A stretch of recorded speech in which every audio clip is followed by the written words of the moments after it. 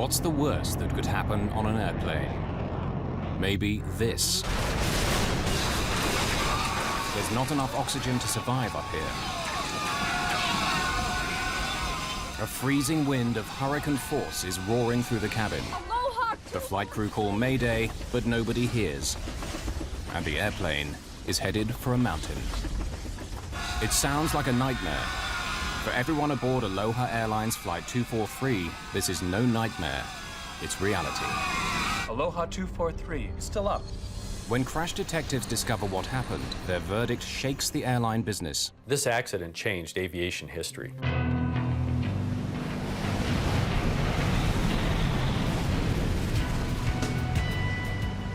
Some people choose to trespass in that narrow space between life and death. It's a scary place to be. Surfers get there by chasing killer waves. Just occasionally, fate puts ordinary people, not just thrill seekers, into that same deadly zone, where life hangs by a thread. On the afternoon of April 28, 1988, it will happen in the sky over Hawaii.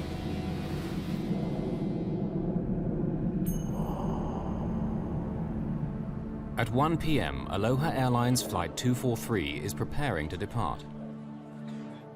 A Boeing 737 is on the tarmac at Hilo Airport on Hawaii's Big Island, the southernmost of the Hawaii chain. Flight 243 will be just a 35-minute hop to Honolulu on the island of Oahu. Serving the islands means that Aloha works its airplanes hard. They make short flights, but plenty of them. This airplane has been shuttling between the islands since early morning. It'll be its 9th flight today. For the flight crew, it's a routine they've followed for many years. Aloha 243. Roger. We're anticipating. Captain Bob Schornsteimer has been flying for 11 years with Aloha Airlines. Roger. His first officer, Mimi Tompkins, is hoping for promotion to captain after almost 9 years with Aloha. Did you hear any more about... Each of the flight attendants has a long service record too, but none so long as Clarabelle Lansing, known to everyone as just CB. Well, Mr. Kiner, welcome. Always good to see you, CB. You fixed some good weather for us. Smooth all the way. You bet. She's been flying for 37 years, since before the days of the first jet airliner. Let me help you with this. Oh, yeah. CB is the boss in the cabin, first flight attendant. Michelle Honda, a 14-year veteran, is number 2. Jane Sato Tomita has served 19 years. This is one of the most experienced crews you'll find, in an airplane that's been crisscrossing Hawaii's islands safely for 19 years. Circuit breakers. It's made more than 89,000 flights. On this day, only one other 737 in the entire world beats that record. Checked. Passengers have no reason to doubt they're in safe hands. Until one passenger, Gail Yamamoto, sees something that makes her pause. But what is it she's concerned about? And how worried should she be? Do I say something? Patricia Aubrey lives in Hilo, but has an appointment today in Honolulu. At first, she opts for the very front of the airplane, in row 1. But somehow she feels uneasy and decides to move further back. She chooses a free seat in row 17.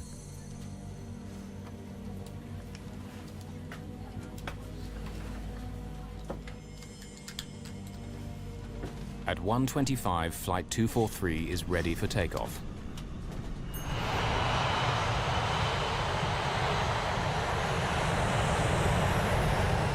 This airplane often rattles and shakes on takeoff and landing, but it's something the crew and regular passengers have grown used to. What's there to worry about?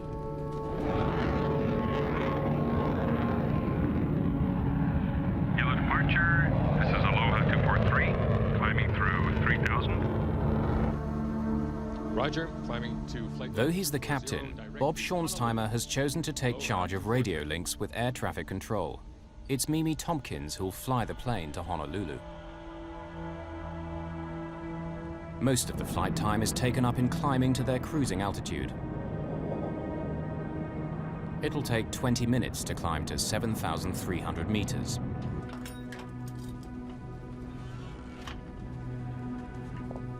For many passengers, soaring high over the Pacific is all part of the daily routine.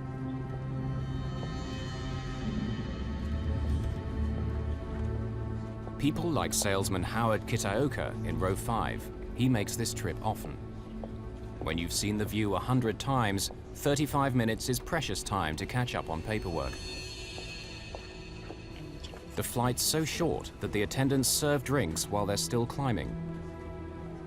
They can move around, but the passengers are still strapped in. It's 1:45. 20 minutes into the flight, the aircraft is at cruising height. Honolulu Center, Aloha 243, leveling off at 240. The crew relax. See, where's that National Weather Service weather station out here? Is that in the old tower? In perfect flying weather, everything is following the familiar pattern. Do they?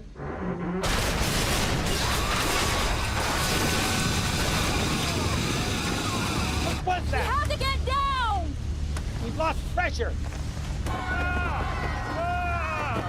I saw a brilliant flash of light and boom. Everything was being sucked out of the plane. Here's what's happened. An explosive decompression has torn away 35 square meters of fuselage. We were in a tremendous blast of wind. The wind blast was unbelievable. A mass of things just went whoosh out the plane. You know, hair was up here. Everybody was in their seat except the stewardesses. I saw the stewardess get smashed down in the aisle. I could see her hair blowing and I could see blood, but that's all I could see of her. Jane Sato Tomita has been struck by debris at row 2. Michelle Honda has been thrown to the floor at row 15. There's no sign at all of CB Lansing.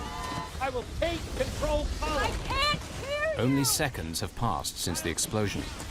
The wind noise makes it impossible for the flight crew to communicate. Move back I there. can't hear you! We've lost pressure. Now, for the first time, they gain a sense of what's happened. Visible over a mound of tangled debris, there's blue sky where the airplane roof used to be. The first 5 rows are now completely exposed to the sky on both sides of the plane. The initial threat of being sucked out is past since the airplane's now completely depressurized. But passengers are still in danger. My seatmate was flopping out outside the aircraft because at that point it was just the floor and no walls or seating. And so I grabbed him. The cold and oxygen deprivation are both potentially deadly. Just imagine the scene up there. The top of the airplane broken off. The passengers don't have any ability to get supplemental oxygen because the critical tubing that feeds that oxygen is now gone. And at 24,000 feet, with very little to breathe up there, the passengers become incapacitated. That's called hypoxia.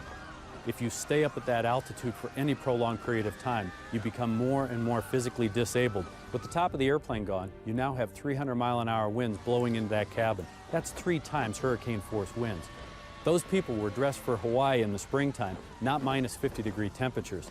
Any period of time at 24,000 feet, and those people will die. High above the Pacific Ocean, an extraordinary drama is unfolding. An explosion at 7,300 meters aboard a Boeing 737 bound for the Hawaiian island of Oahu tears 35 square meters of fuselage from the airplane, exposing passengers to the sky. The cabin is depressurized with no emergency oxygen supply. Unless they rapidly reach a lower altitude where they can breathe again, the passengers will die. Captain Bob Schornsteimer takes over command of the aircraft from First Officer Mimi Tompkins. He begins an emergency descent, dropping 1,200 meters per minute, its speed now increasing to more than 500 kilometers an hour.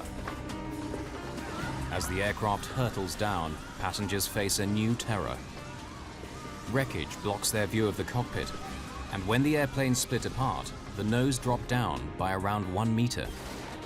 The plane is held together by just the narrow floor beams. The floor was buckling up, and you could tell the plane was bending in the middle.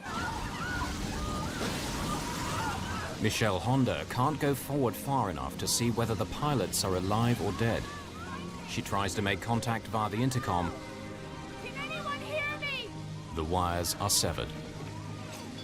As she struggles forward to try to reach the cockpit, she gets asked the one question she can't answer.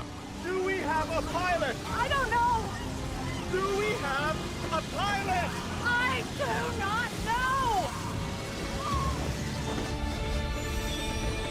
Can you fly a plane? The terror of those on board can only be imagined as she asks the one question no airplane passenger wants to hear. Can you fly a plane? Michelle Honda was coming up and cupping her hands and yelling in everyone's ear individually, "Can you fly a plane?" I was like, what? You know, get out of here. Is the pilot gone too? You know, because you couldn't tell if there was anybody up there. Do you know how to fly a plane? No! First Officer Mimi Tompkins tries to alert air traffic control at Honolulu. Recordings from the cockpit voice recorder, the black box, analyzed later by accident investigators, provide a dramatic record of exactly what took place.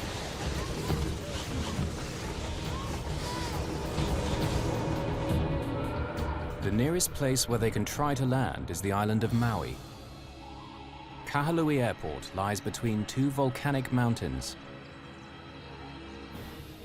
Between them and safety lies a 3,000-meter-high summit. To fly from the location of the explosion to the safety of Kahului Airport, the pilot needs to carefully maneuver, avoiding this high ground. Can the fragile aircraft survive the stresses of turning, or, if they ever reach the airport, of landing? And how can those on board survive?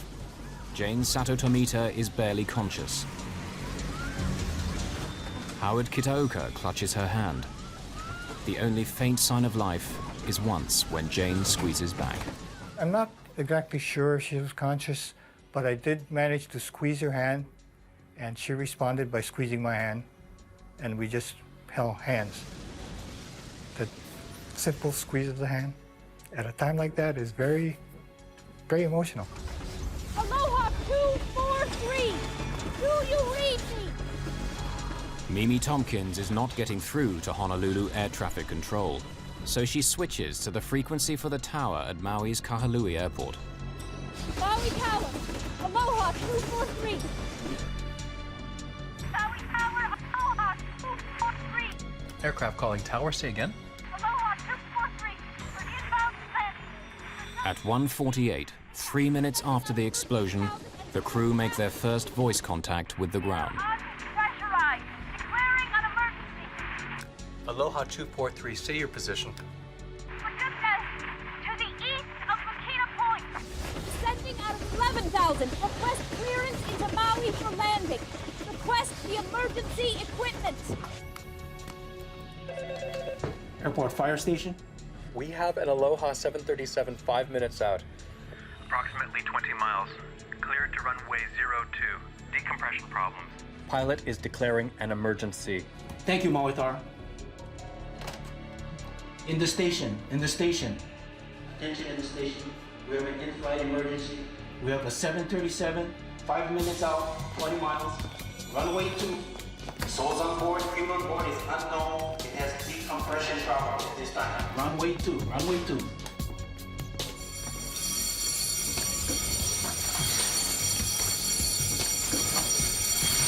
Aloha 243.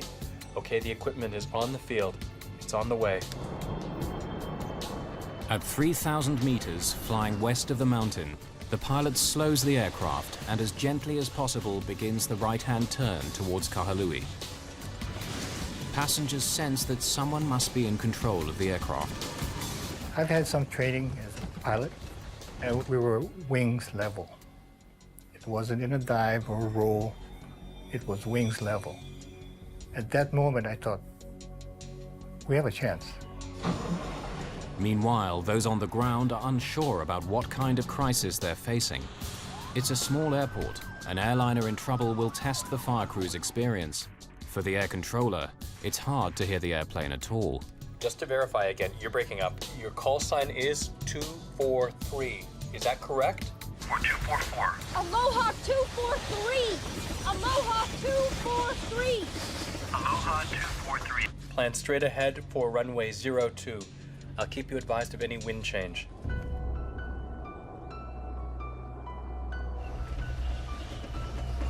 Four minutes after the explosion.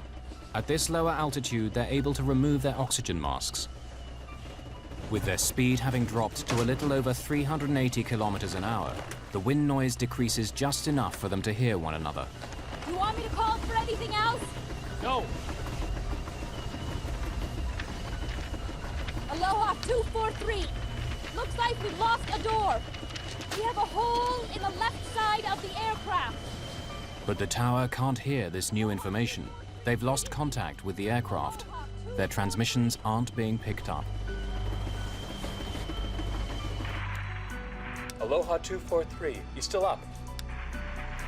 Is this a radio malfunction or something worse?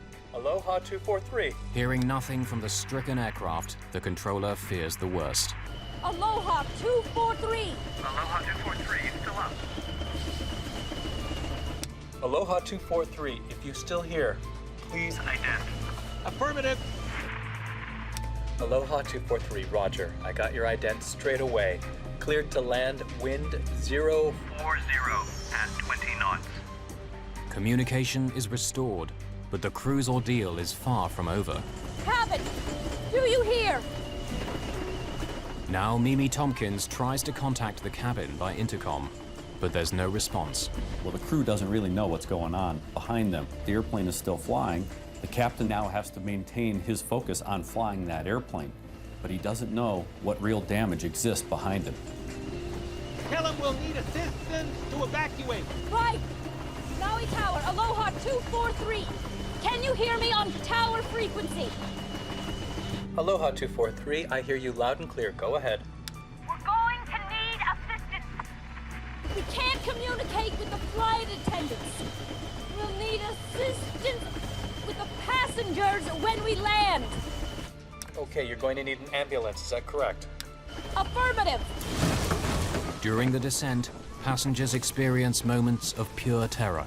The plane kept vibrating and shaking, and the luggage racks were falling in, and there was electrical wires flying around zapping, and you know, pretty much pandemonium, but it looked like the plane was ripping in half. And suddenly, there's a new problem for the flight crew to handle. Feels like manual reversion. What? The flight controls feel like manual reversion. It feels to the pilot as though hydraulic systems, like power steering in an automobile, have now failed. The airframe is under great stress. They need to land as soon as possible. Can we maintain altitude okay? There are so many thoughts that go through your head. Like one of my thoughts was, man, don't put this thing in the water. I mean, you have people around you are hurt, unconscious. I didn't want to have to say, well, I'm gonna try to save this guy first or that guy first, whatever. And don't put it on the water. The crew fear that critical wiring and control cables may have been severed. Have any of the airplane's vital parts been damaged? Let's try flying with the gear down. All right, you've got it. There are lights to indicate whether or not the landing gear has safely deployed. The main undercarriage has extended as normal. But the light showing that the nose wheel has extended doesn't come on. The last thing the pilot wanted to see, especially with his airplane in the condition it was in, was that he didn't have a nose gear, because when the nose touched down on the runway, it would have broken the airplane apart, therefore breaking probably the fuel tanks apart, which could lead to a very dramatic fire and explosion. A second attempt to extend the landing gear. The nose gear light is still out, but the radio link is so bad, the tower is still trying to assimilate the crisis. Aloha 243. Just to verify, you do need an ambulance, is that correct? They still don't understand. Affirmative. Roger, how many do you think are injured? We have no idea. We can't communicate with the flight attendants. Okay, we'll have the ambulance on the way. There's a possibility that we won't have a nose gear. Now Bob Schornsteimer has to make a critical decision. Should he wait for confirmation that the undercarriage is down, or land anyway? The textbook in this case would tell the pilots to overfly the airfield so that the air traffic controllers can look at the landing gear and give them a report whether it's up or down. The pilots would then have to maneuver the airplane all the way around the airfield, come in for an approach, and land. But with an airplane which might break apart at any moment, that's out of the question. Tell them we've got problems. But we're gonna land anyway, even without a nose gear. But they should be aware that we don't have a nose gear indication down. Aloha 243. Wind now 050. The emergency equipment is in place. Okay, be advised, we have no nose gear. We are landing with no nose gear. Okay, if you need any other assistance, Advise. We'll need all the equipment you've got. Maui is not an ideal place to head for with the damaged airplane. The island's exposed north shore lies directly in the path of the trade winds. I've done that landing a lot of times, and that particular approach corridor is very windy because of the mountain on one side and mountain on the other. So it's a very bumpy approach. But that's basically all we had. Get in a brace position. Brace yourself, get down. Any kind of in-flight turbulence, that would have put great stresses on the front end of the airplane, and there's a high probability that the cockpit would have separated from the rest of the fuselage, catastrophic loss of the airplane, and a loss of life. With the airfield now in sight, Bob Schornsteimer has more critical decisions to make. He begins to slow the aircraft for landing. Let's try flaps 15. An airplane's flaps are sliding panels at the back of the wings. To increase lift at low speeds, they need to be extended during takeoff and landing. Is it easier to control with the flaps up? Yeah. Put them back to 5. Can you give me a V speed for a flap 5 landing? No two aircraft landings are the same. Pilots have to factor in many things: the wind speed and direction, passenger and fuel load, and the length of the runway before them. Do you want the flaps right down as we land? What? Do you want the flaps right down as we land? Yeah. But after we touch down. Okay. A complicated formula provides the VREF, indicating the safe landing speed. Even in a crisis like this, pilots have to reach for the manual. Extending the flaps fully will help act as a brake once they touch down, but to do it earlier could stress the airframe to breaking point. What you have to remember is that the pilots weren't trained to handle a situation like this. With the top of their airplane missing, they became test pilots. The aerodynamic effects of the airplane were drastically different than they were used to. They really had to fly by the seat of their pants. Aloha 243, wind now 050. At 20. VREF 40 plus 30, flap 1 through flaps 15. 120? Using her flight manual, the first officer makes the complicated calculation that will give their correct landing speed. Right. The safe speed for landing, taking into account the length of Kahalui's runway 2, is calculated to be 152 knots, 282 kilometers an hour.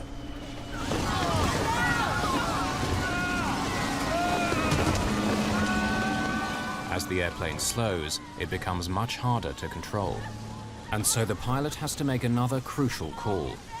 Speeding up to keep control means he'll hit the runway faster than he should. He gambles that the higher speed landing is still the best option. Our approach speed, I felt, was hot. I mean, we were coming in hot.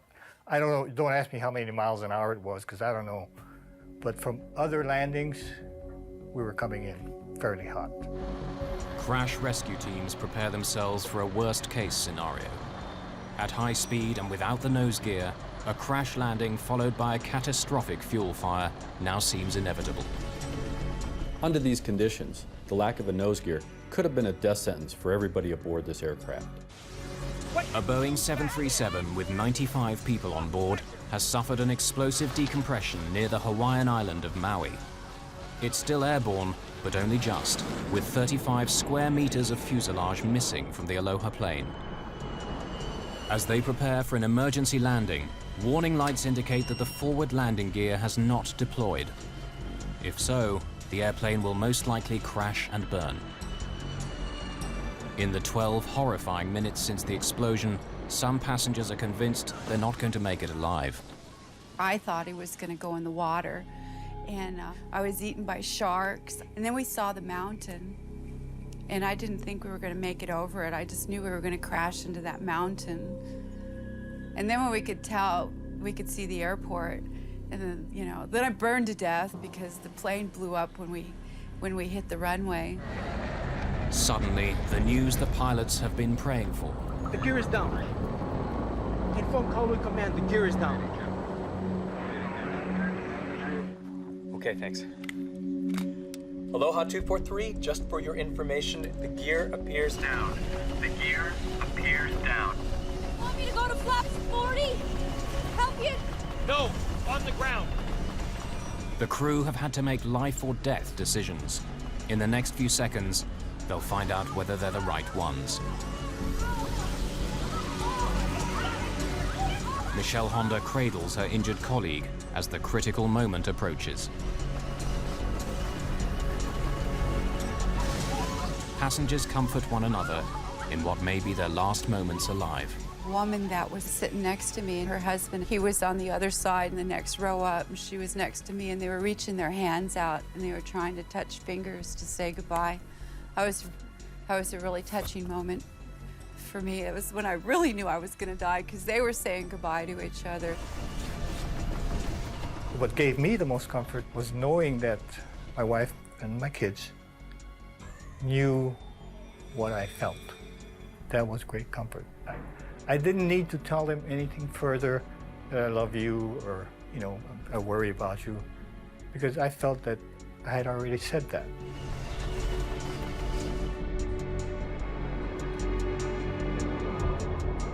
Though the forward undercarriage has extended, the crew still can't be certain whether it is locked in place or whether it'll collapse on landing. If it doesn't hold firm, 40,000 kilos of airplane traveling at close to 320 kilometers an hour will smash nose down onto the tarmac.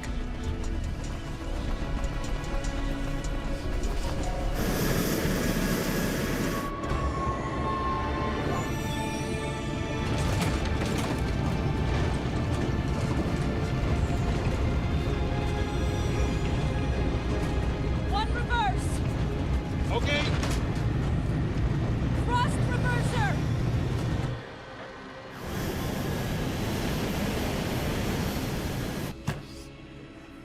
Aloha 243, just Shut it down where you are. Okay. everything's fine. The gear did it. The fire trucks are on the way.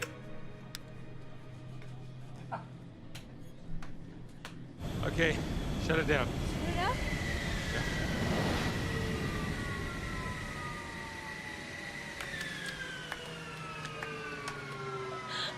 Oh, God.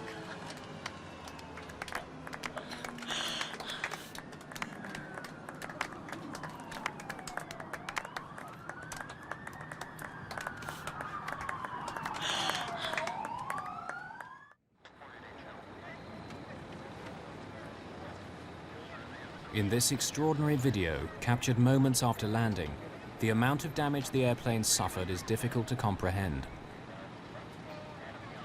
An emergency evacuation of passengers who escaped injury has just been completed. Some injured passengers have still to be helped from the plane. How it flew for those 13 terrifying minutes seems astonishing. Captain Bob Schornsteimer is thanked by passengers who just minutes before had expected to die. The tension is released. Boy, I just said, yes, baby. That's all I said. Pilot did a tremendous job. Patricia Aubrey hugs her heroine, Michelle Honda. I was crying, and of course everybody was traumatized. looking at the plane and looking at the people bleeding, and just, I kept touching myself going, I'm here. I can't believe I'm still alive. Her last-minute impulse to switch seats saves her from injury, maybe from death. Something was telling me not to sit there, because I didn't have a good reason to move, you know. My guardian angel was tapping me on the shoulder and telling me to move. A final desperate head count by Michelle Honda confirms the crew's worst fears. C.B. Lansing, the veteran of 37 years flying for this airline, is missing. A sea search begins in the area of ocean where the explosion took place. Neither body nor wreckage are found. Jane Sato Tomita has started to recover. 7 passengers are seriously hurt, the worst injury a skull fracture. But how have the rest survived? At the moment of decompression, it's just their seatbelts which made the difference between life and death. They went poof, a loud noise, and it just, the whole thing come apart. And I personally thought we were all gone, and we were fastened, all had our seatbelts fastened, well, most of us evidently, or would have lost a lot more. But there's something else. At the most critical moment, Maui's notorious high winds died away. I was amazed to see front of the fuselage missing. What was so funny about the whole thing is that when it came in, had no wind. Yeah, I believe if you did have that wind, the aircraft wouldn't have made it. It would have split into 2 pieces. And it's a miracle. It's very much a miracle. This is one of the most remarkable flying events in history. No airplane has ever landed with this amount of damage. The only thing that was holding the forward section cockpit to the rest of the fuselage were the floor beams. Basically, they were hanging by a thread. From a close study of the fuselage, crash investigators tried to determine how the airplane's structure remained in one piece. The critical factor proves to be the precise location of the explosion. The thing that saved them was that because the damage was across the top of the airplane, as the nose tried to bend down, these members through here are in tension, and it kept them in line, it kept them straight. So even though it was almost ready to break off, the structure was still strong enough here to keep it together. If this damage had been along the bottom, and the nose is trying to bend down this way, the structure would have been, this similar structure would have been in compression, and it would have buckled, and the nose would have certainly come off. So it was fortunate that the damage was across the top. How does the roof of a jet airliner simply blow away? The U.S. National Transportation Safety Board, NTSB, is tasked with discovering what happened. Investigators pull the airplane's records, something like an automobile service history, and suspicion falls right away on the airplane itself. The best evidence for what happened, the missing fuselage section, is now lying at the bottom of the Pacific Ocean. But by carefully piecing together the clues they do have, investigators hope to solve one of the most spectacular accidents of all time. In the 38 years since its launch in 1967, more than 5,000 737s were sold. Somewhere in the world, a 737 takes off every 5 seconds. The accident airplane was number 152 off the production line, delivered in May 1969. The airplane was designed for a 20-year service life and 75,000 flights. This one had exceeded that number, though many were of short duration. Its fuselage was under constant stress because of pressurization. The fuselage of the airplane is actually breathing. It expands and contracts depending on altitude. When it's on the ground, it's in a contracted status. When it's at altitude, 24,000 feet, the fuselage expands. So the airplane is constantly cycling. That's pressurization. That will weaken the structure over a long period of time. And given the history of this airplane being a very high cycle airplane, that probably had something to do with weakening the structure of the fuselage. With thousands of 737s taking to the skies each day, investigators need to be certain what made this one burst apart. An Aloha Airlines Boeing 737 bursts apart in mid-air over Hawaii. After 13 extraordinary minutes in the air, it makes an emergency landing on the island of Maui. Investigators need to discover what caused this spectacular incident. In Washington, D.C., Jim Wildey is one of the NTSB team who worked the case. His expertise as a metallurgist proves crucial. I got a call about 2 in the morning, in the middle of the night, from my boss, and there had been an accident in Hawaii. They were putting the team together. I hopped on a plane and went to Hawaii. He takes samples from the remaining fuselage and back in the lab discovers something barely visible to the naked eye. Hairline cracks like this, beside the holes where rivets had been. Figuring out how those cracks came to be there means going back to basics, to the way the Boeing 737 was put together.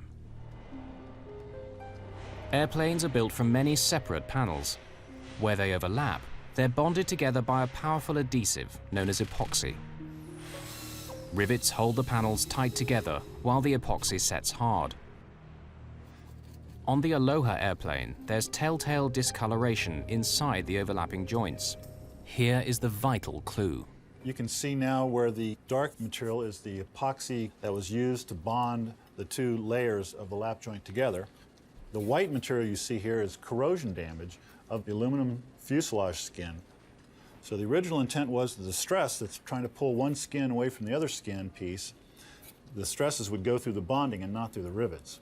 Of course, as this thing becomes disbonded, now the rivets themselves are loaded, and especially this top row of rivets, and this is the row of rivets we think that had the fatigue cracking in it that led to the eventual opening of the roof structure on the Aloha 737 airplane.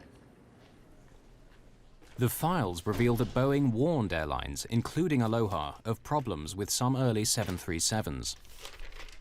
If the epoxy isn't applied at exactly the right temperature, if the panels have moisture or dirt on them, the bonding can fail. In warnings and service bulletins, some issued over 15 years earlier, Boeing spells out the danger. The Hawaii climate with humid and salt-laden air helps corrosion to occur. But instead of grounding airplanes for a nose-to-tail examination, Aloha has inspectors make occasional checks, often at night, when those on duty are least alert, working under artificial light.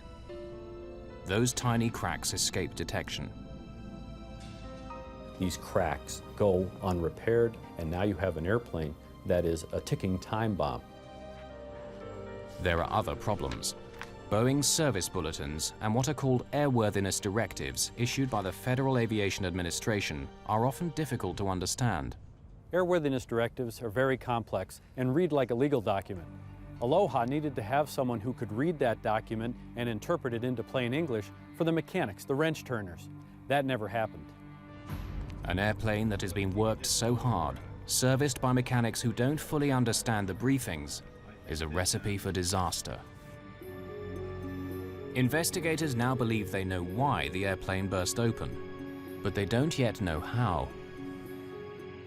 I was flying back from Hawaii to Los Angeles, and while I was in the air, I got a message that that we needed to interview this passenger who had apparently seen a crack as she was getting on the accident flight. You saw something as you got on this airplane, which you pointed out to your roommate. Cynthia Johnson. Yeah, Cynthia. Yeah. Talk me through it. What did you see? What I saw was to the right of the door, where the paint was white, well, it was a crack. It was like, not a hole exactly, but the metal on top had come away from the metal below. I was going to tell the flight attendant, you know, but they were busy and we had to take our seats. Well, yeah, you figured, you know, they know what they're doing. It's their airplane. I didn't want to make a fuss or anything. No, absolutely.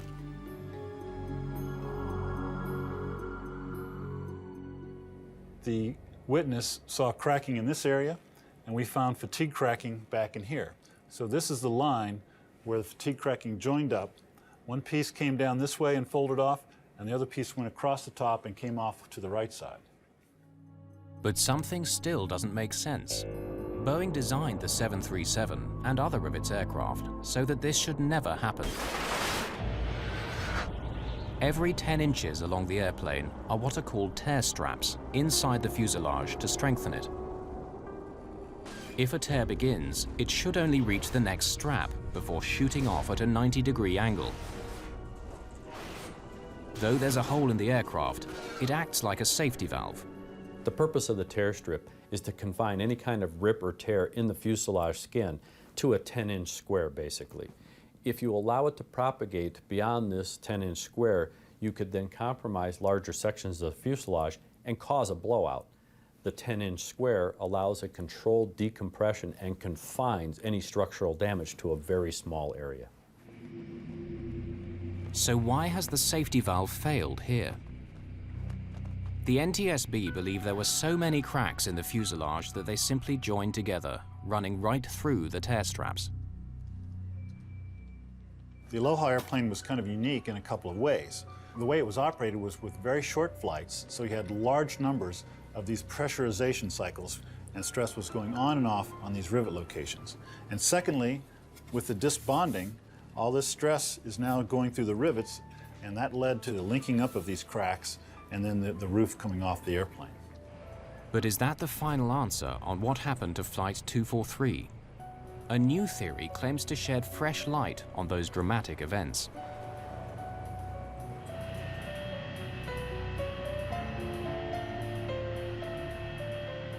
Matt Austin is an engineer who lives in Honolulu. The story of Flight 243 both appalls and fascinates him. I flew very regularly on Aloha Airlines, and I'd been on that plane about a week before it actually lost the roof. You could tell that something was loose in the airplane. It's just like when you're in an old car and you hit a bump, you can hear the rattles in it that you won't hear in a new aircraft. In this case, when the aircraft landed, there would be noises and rattles you wouldn't hear on the newer aircraft. He begins his own investigation, scrutinizing the 4,000 pages of evidence and photographs gathered during the official inquiry. I am an expert in explosion dynamics and how pressure vessels explode, what causes them to explode, which way the cracks run as they're coming apart.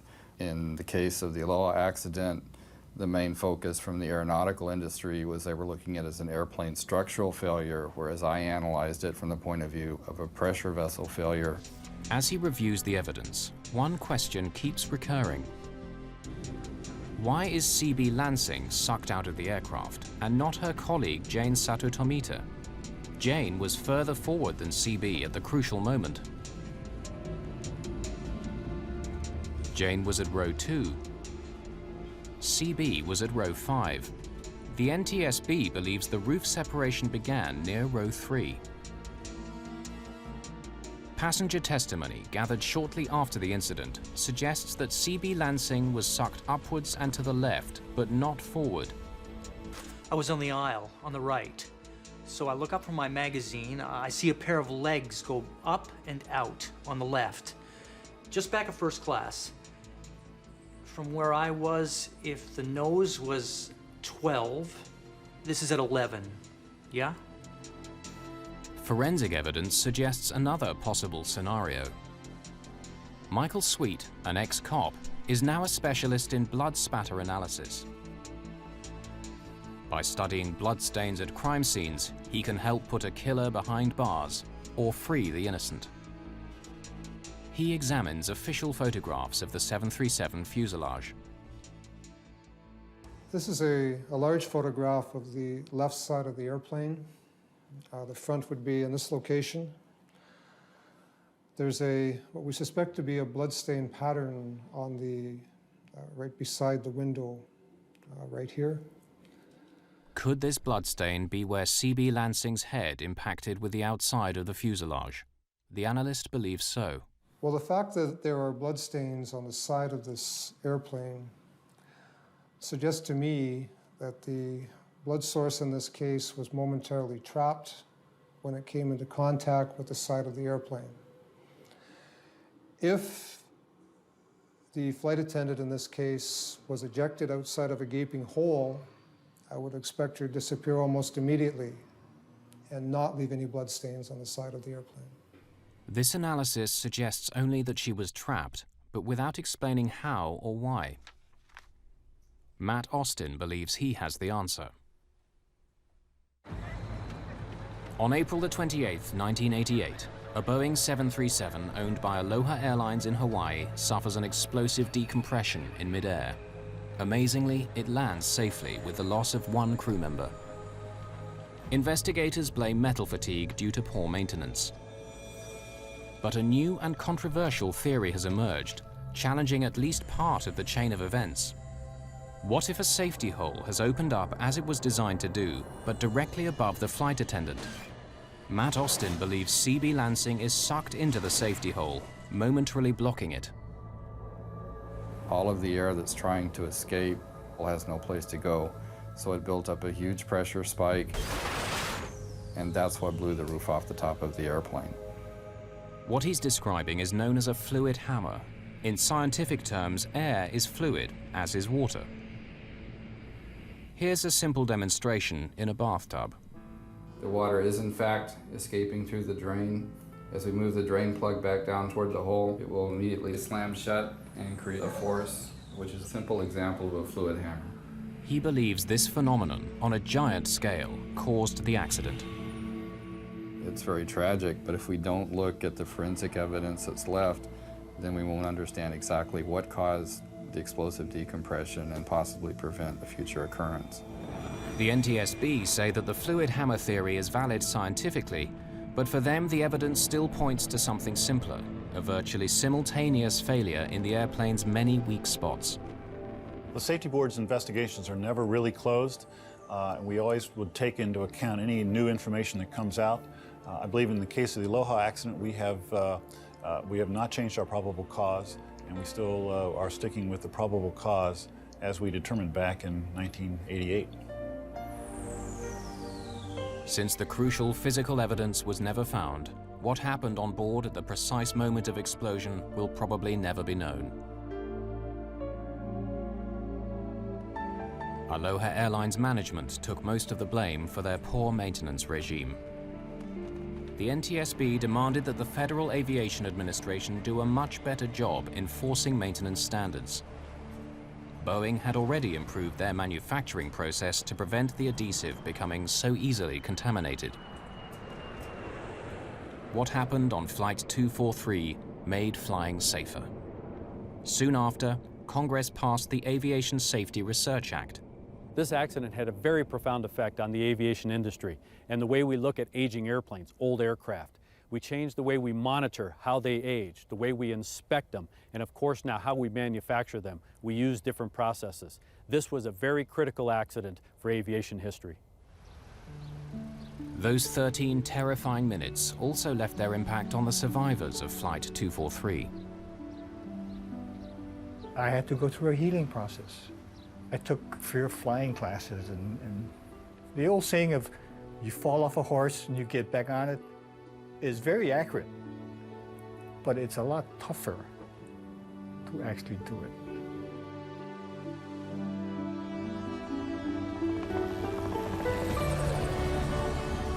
Patricia Aubrey had to find a way of dealing with the memories also. Her way was to revisit the same piece of airspace where the terror unfolded. I would go flying with my psychologist. You go through what they call desensitization, where you confront your fear and you just do it so many times that you can do it without having a bad reaction. Before that happened, if something bad happened to me, I'd go, I hate life. But I don't hate life. I can deal with it. Bring it on. I'll take care of it. I'd much rather be alive. There's one further legacy of that fateful day. The ocean never did surrender the body of CB Lansing. Instead, a memorial garden honoring the veteran flight attendant was planted at Honolulu Airport, beneath the big Hawaiian sky where she spent the better part of her life, and where it was so suddenly ended.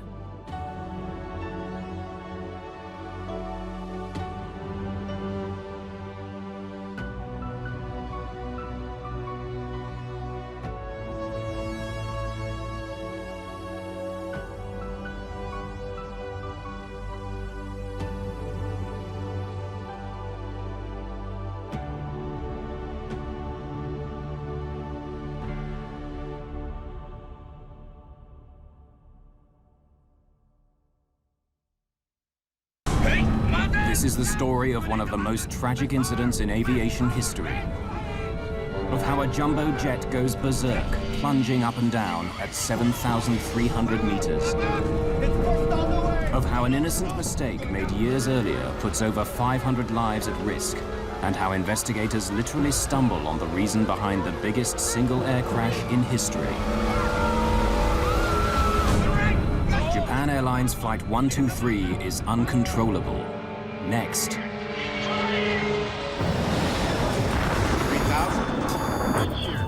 We're not getting any oxygen. We have the terrain alarm. Even Tower Aero Crew 603. We are in an emergency.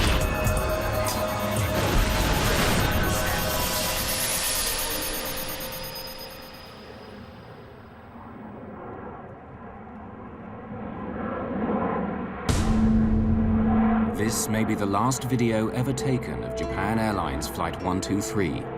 It's late summer, and millions are traveling home for a traditional Japanese holiday. Something exploded.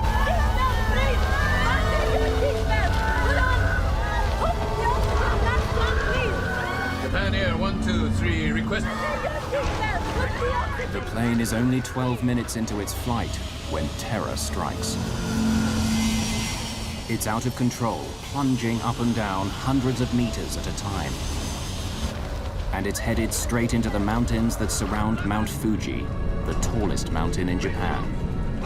On the ground, Japan Airlines staff search frantically for the cause of the problem.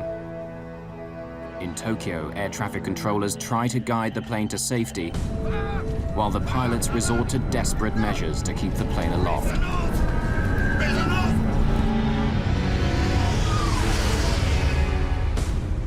Tokyo, Japan, August the 12th, 1985. In most of Japan, it's the eve of Obon, when people traditionally honor their ancestors, often returning to their place of birth for family reunions. Tokyo's Haneda Airport is crowded, with thousands trying to get home. On the tarmac, jumbo jets are lining up.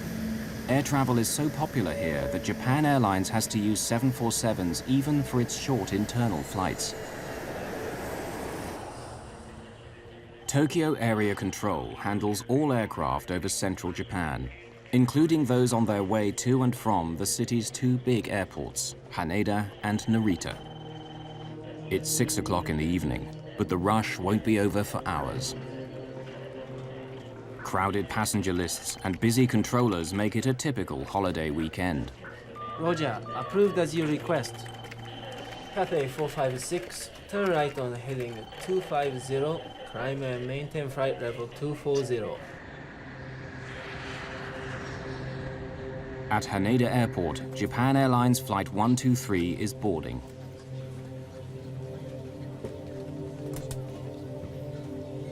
Among the passengers is young Yumi Ochiai. She's actually a flight attendant for Japan Airlines, but today she's off duty.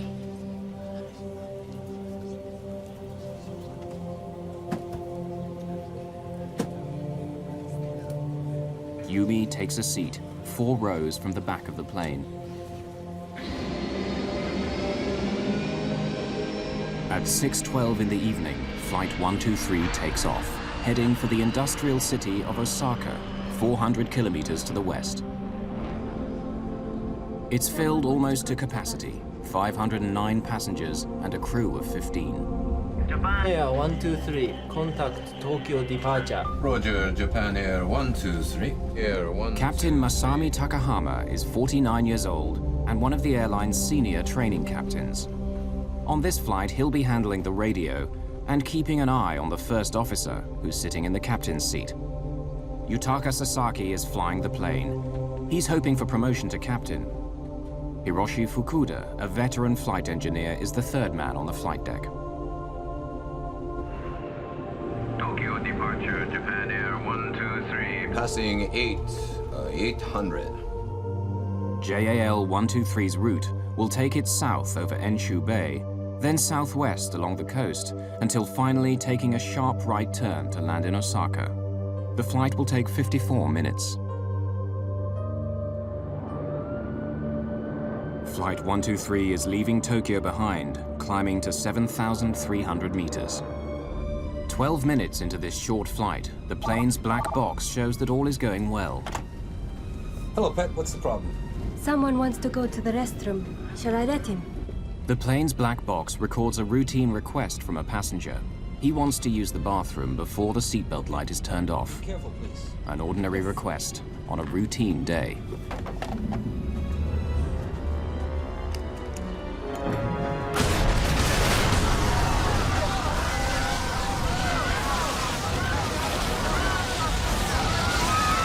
Something exploded.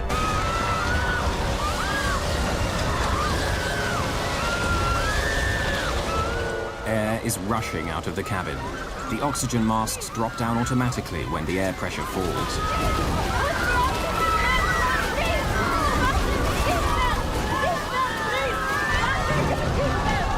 The explosion, the sudden loss of pressure in the cabin. There must be a hole in the aircraft. Gear door. Check gear. Gear. What? Check gear. Gear. The pilot's first thought is that the landing gear doors have blown off. Squawk 77. 7700 is the emergency code. When the crew radios this code to the ground, air traffic control will know the plane is in trouble.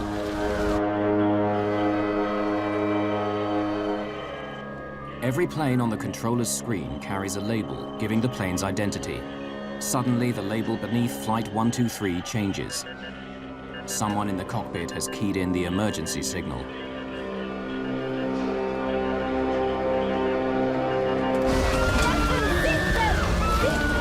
The plane's crew members are baffled. They know only that there's been a loud noise, some sort of explosion, a subsequent drop in cabin pressure, and a growing loss of control.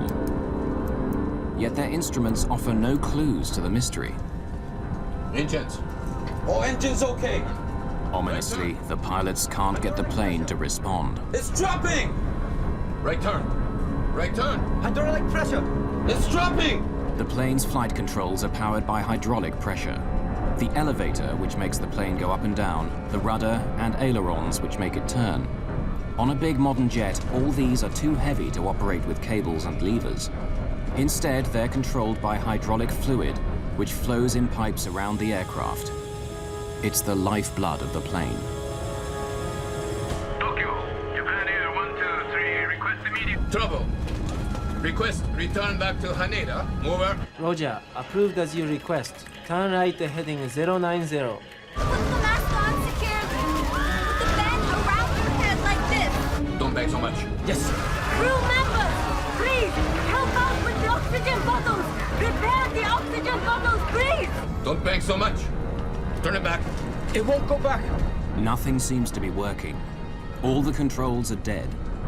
They're 7,300 meters up in the air, traveling at nearly 540 kilometers an hour, and unable to control the plane.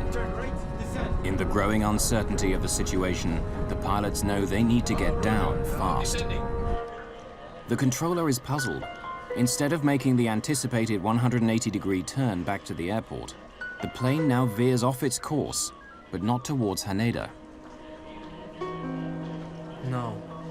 No, 123. Negative. Please confirm that you are declaring emergency. That's right? That's affirmative. Request the nature of your emergency. Hydraulic pressure all lost. All lost? No, look. All lost? Yes. The company, please, make a request to the company, please. You want to make a fuss? The crew seem paralyzed and don't radio the airline or answer the tower. The officials on the ground don't know that the plane has lost its hydraulic power, but their screens tell them it's flying erratically and is possibly out of control. Right turn, descend. Look at his altitude. Up and down, up and down. But now, on control. Put your heart into it or it'll stop. The hydraulics failure has caused a serious problem. For the last few minutes, the plane has begun flying in an alarming pattern. First, it climbs steeply, then tips over and goes into a terrifying dive of 1,200 meters, only to level off and begin to climb again. This repeats itself over and over again. The pilots cannot understand this bizarre behavior, and they are powerless to stop it.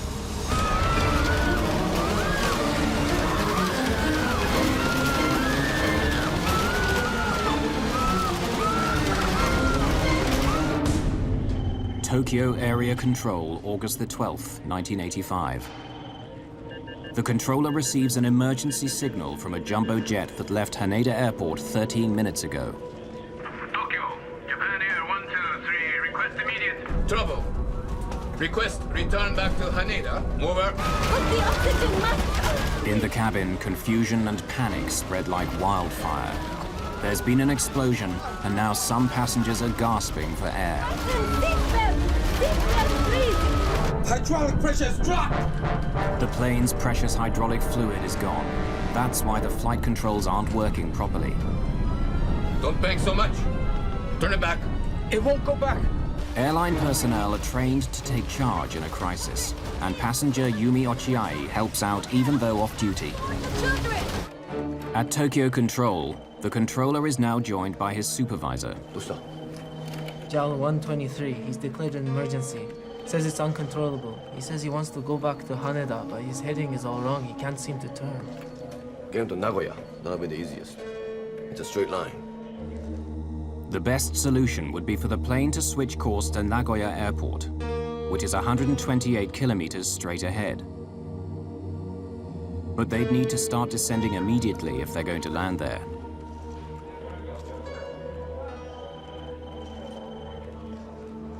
Right, your position 72 miles to Nagoya. Can you land at Nagoya? Negative. Request back to Haneda. It's a longer runway. The captain wants to try to get back to Haneda. It's a large airport and ideally suited for a jumbo 747 in an emergency. But it's in the opposite direction. If he can get it down. 123, can you descend? But the black box shows that he doesn't descend. Without control of the aircraft, they can't. In the thin atmosphere at this altitude, the passengers are finding it difficult to breathe. People without oxygen masks may soon become unconscious. The situation worsens as some of the masks at the back of the plane run out of oxygen. It's been 5 minutes since the explosion, and a flight attendant is finally able to call the cockpit with news about what's happened to the plane.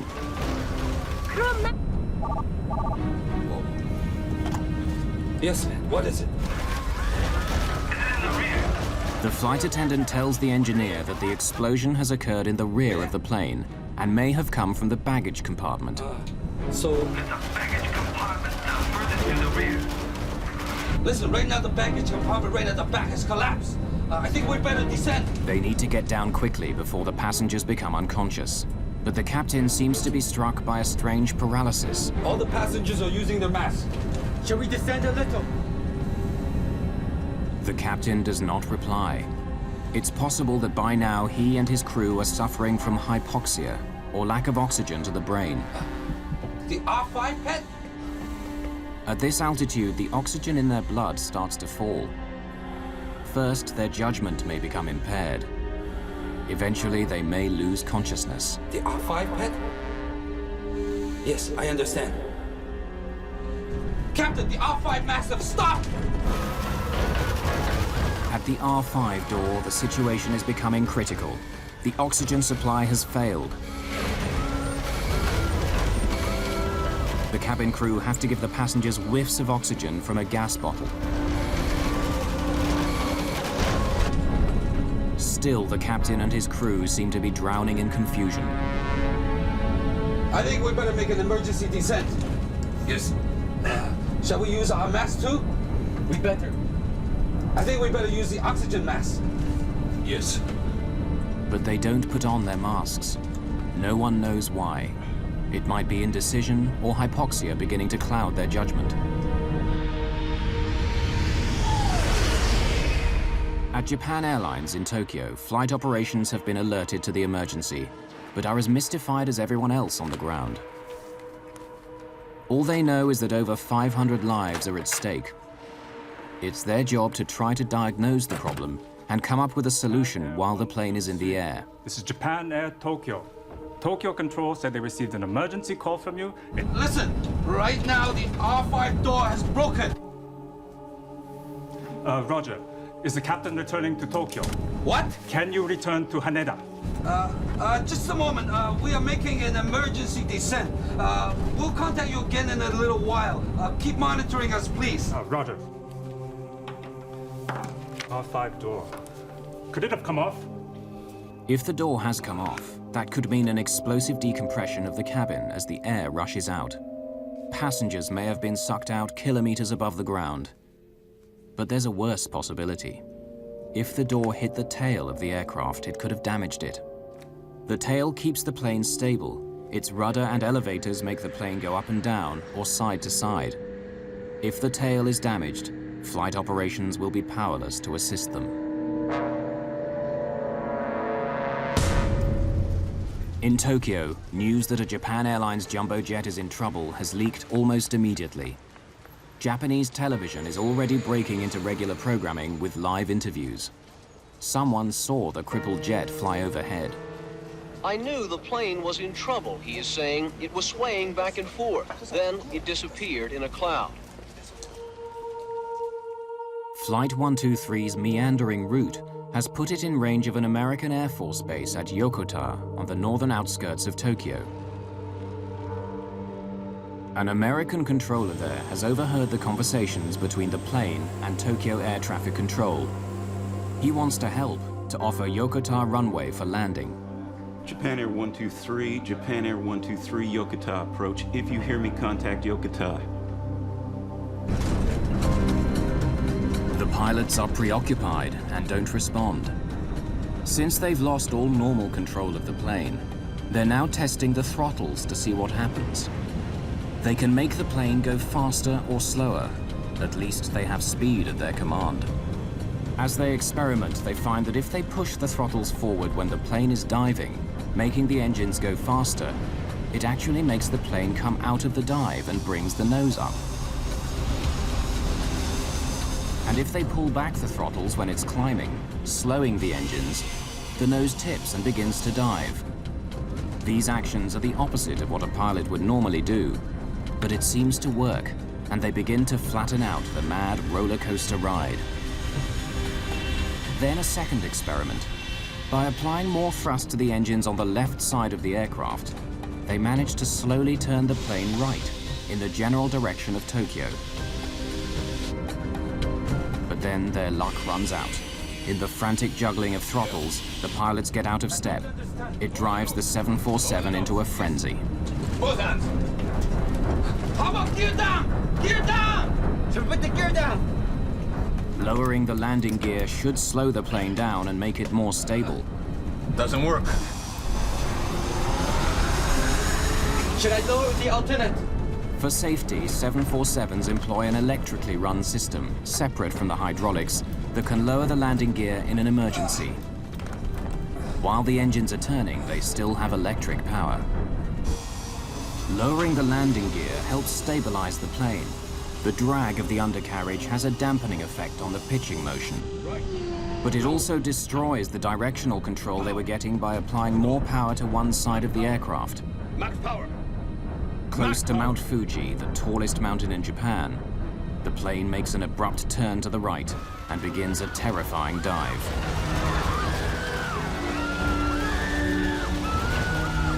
The plane is falling at 900 meters a minute, twice the normal rate of descent. We're going down. Heavy. It's the wheel all the way. All the way. It's all the way. Heavy. Hit the gear down. Gear's down. There is no need for alarm. The plane's black box records the flight attendant still trying to calm the passengers. Japan Air 123, uncontrollable. Right, he's gonna hit the mountain. Tokyo Control, good day to you, sir. This is... All station except the Japan Air 123. Keep silent until further advised. Uncontrollable! Understood. Do you wish to contact... Stay with us, please. Stay with us. Just as suddenly, the plane comes out of its dive.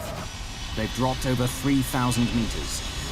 They're now in amongst towering mountains, but at least there's more oxygen at this altitude.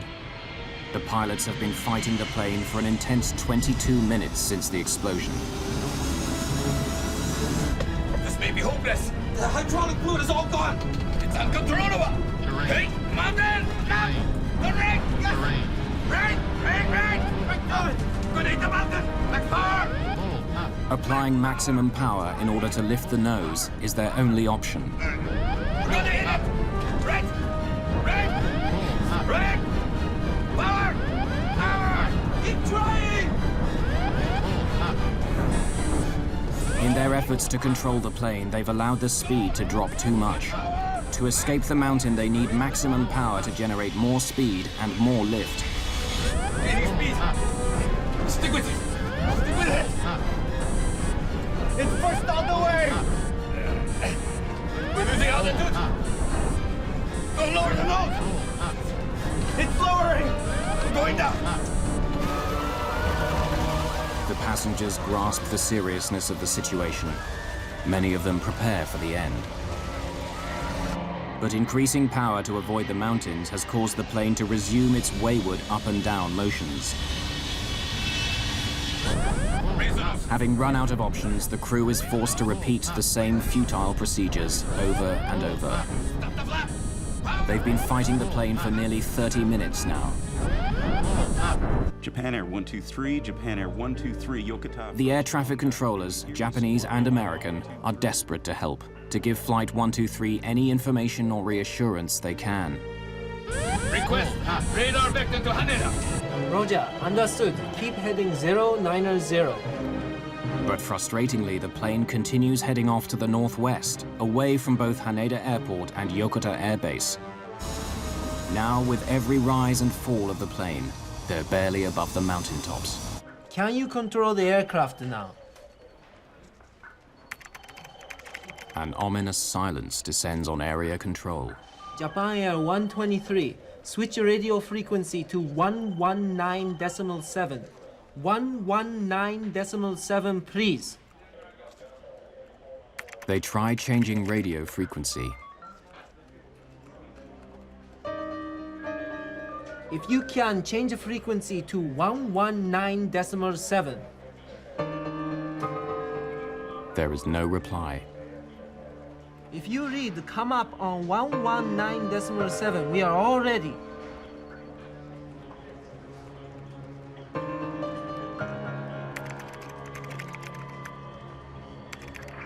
Japan Air 123, yes, we've selected 119.7. What is our position? Your position 4-5 miles northwest of Haneda. In the tensions of the moment, the controller is a bit confused and mistakes the plane's distance from Haneda. Northwest of Haneda? How many miles? Yes, that is correct. On our radar, you're 55 miles northwest. We are ready for your approach at any time. Yokota is also available for landing. Let us know your intentions. Over. At Haneda Airport, emergency services are being mobilized for the plane, wherever it can touch down.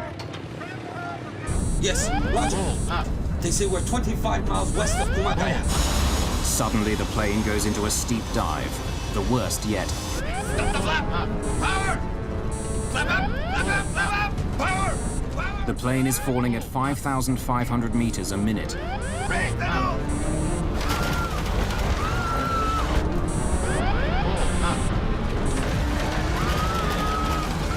Flap up! Flap up! Flap up! Hit them! Raise the nose! Raise the nose!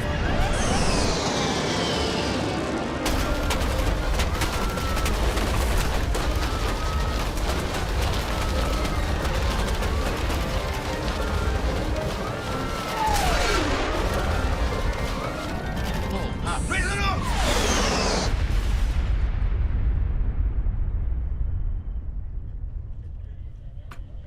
Japan Air 123.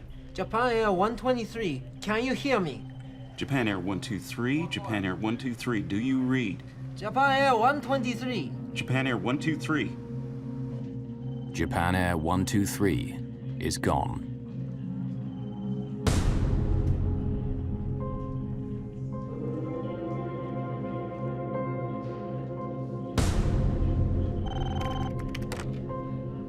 At Tokyo Control, they've lost contact with a Japan Airlines jumbo jet full of passengers. An American plane flying in the area has been listening in to the drama of Flight 123 and reports seeing flames in the mountains some 100 kilometers west of Tokyo. One of the C-130 pilots later said that they even guided a rescue helicopter to the scene. And American Marines stood by ready to rappel down to the burning wreckage. But before they could do so, they were ordered to return to base. Rivalry between the various Japanese emergency forces is reported to have caused confusion and delays as the victims of the crash wait for help.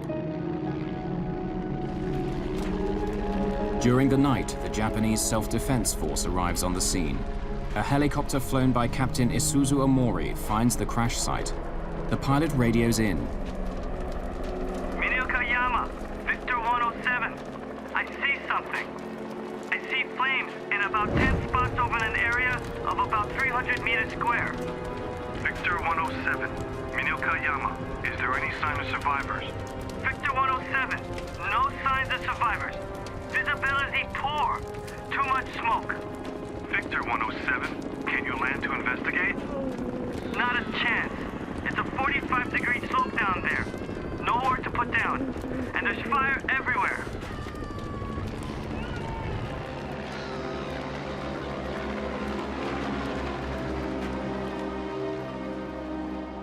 Seeing no sign of survivors and unwilling to risk a landing at night, Captain Omori returns to base.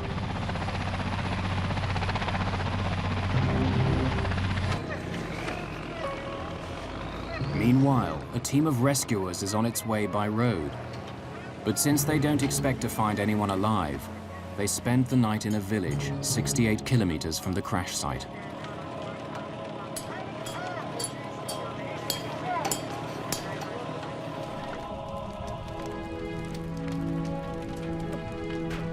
At the crash site, the passengers of Flight 123 lie dying.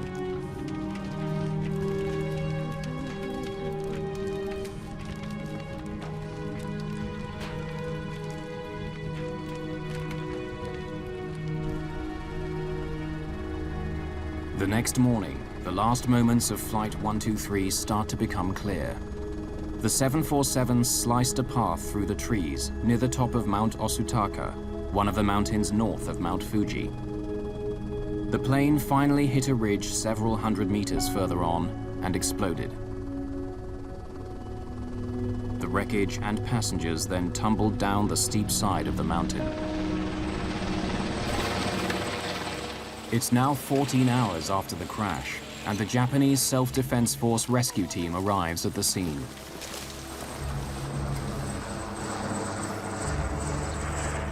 They are confronted with the worst single aircraft accident in history.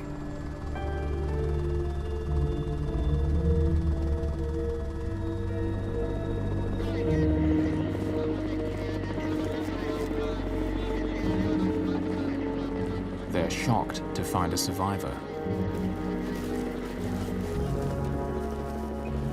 It's the off-duty flight attendant, Yumi Ochiai, still hanging on to life.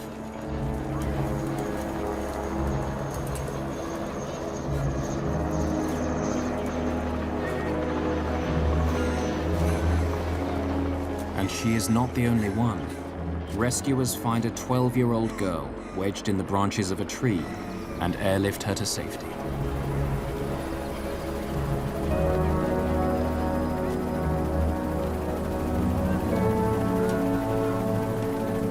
Incredibly, 2 more passengers are alive, a young mother and her 8-year-old daughter. It's nothing short of a miracle. But how have these 4 survived? The human body is believed to be able to stand a forward deceleration of up to 25 times the force of gravity. But investigators report that from the speed at which the aircraft hit the ground, those at the front of the plane experienced a sudden stop of over 100 Gs.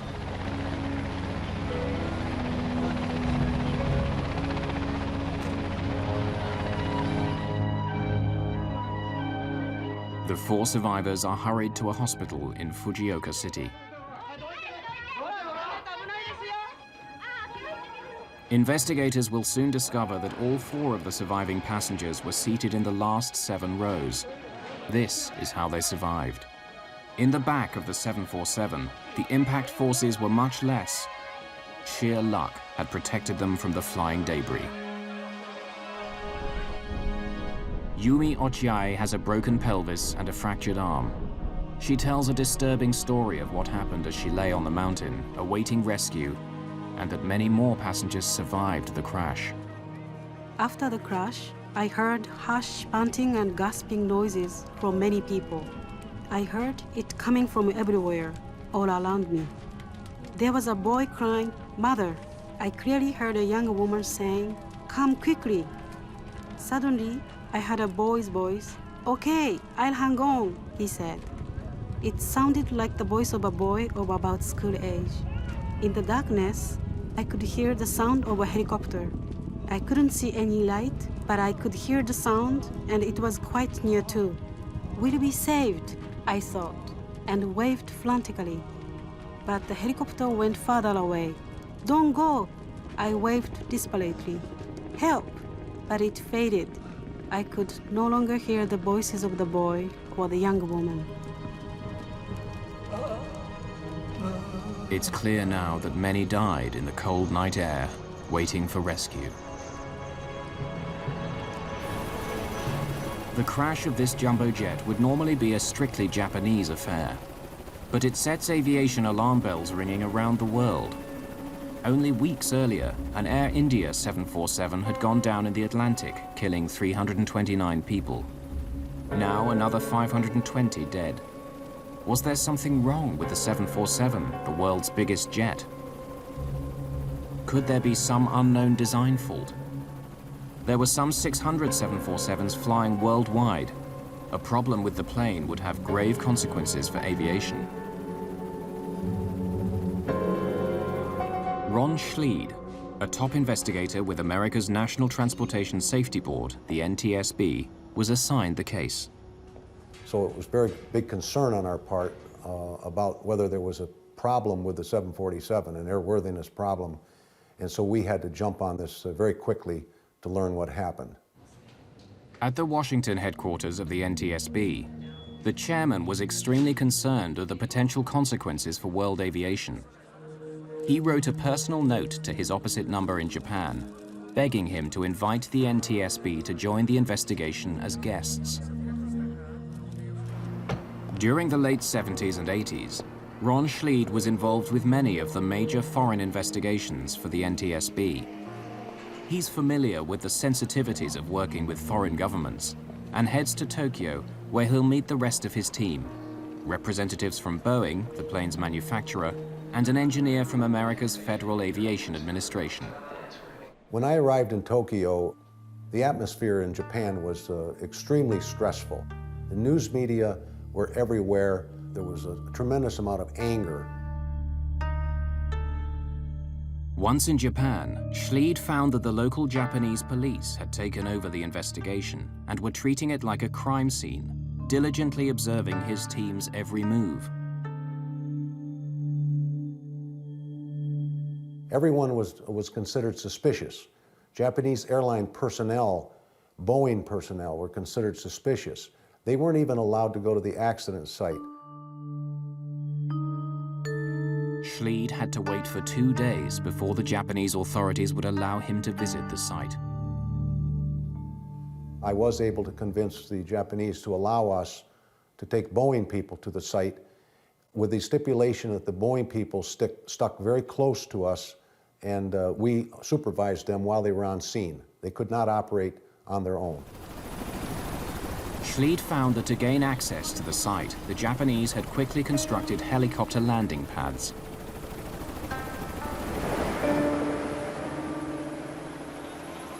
It was an amazing sight to look up at this mountain and see what looked like wreckage from an airplane at a distance, but you could not recognize any part of an airplane.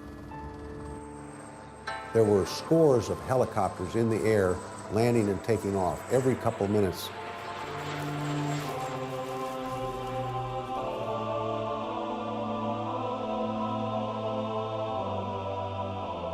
Amidst the wreckage of JAL 123, Schleid found that some families of the victims had managed to scramble to the remote mountain site on foot and build shrines to their loved ones. From above, flowers rained down on the investigators. I recall these big white, I believe they were Chinook helicopters, flying over, and there were families aboard the helicopters looking at the accident site. They were quite high, and they were dropping flower petals down onto the accident site.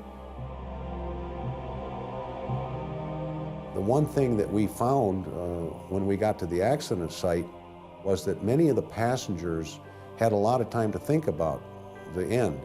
And they found many, many notes written on pieces of paper, anything they could get their hands on. My darling wife, life with you has been wonderful.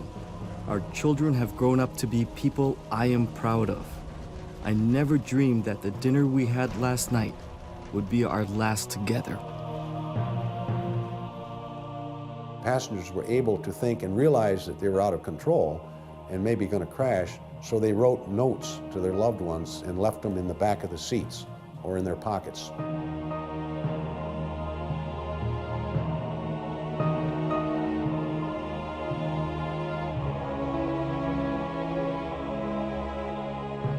But what could have caused this disaster?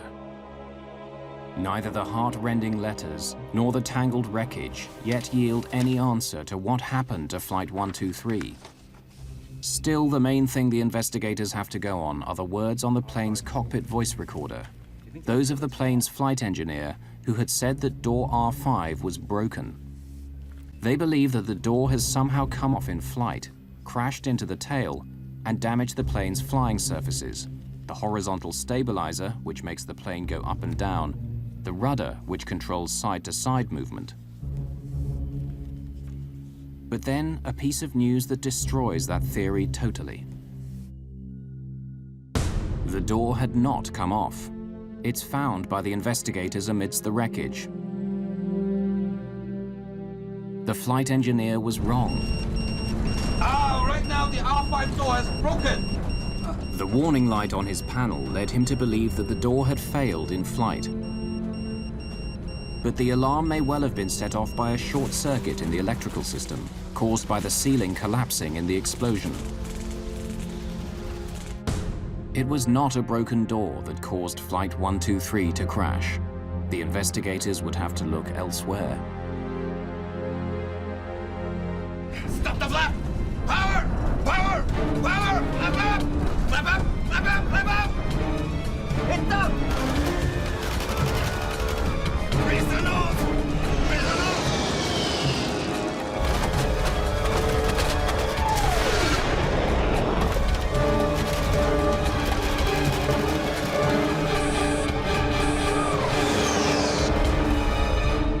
Japan Airlines Flight 123 has crashed into Mount Osutaka, taking hundreds of lives.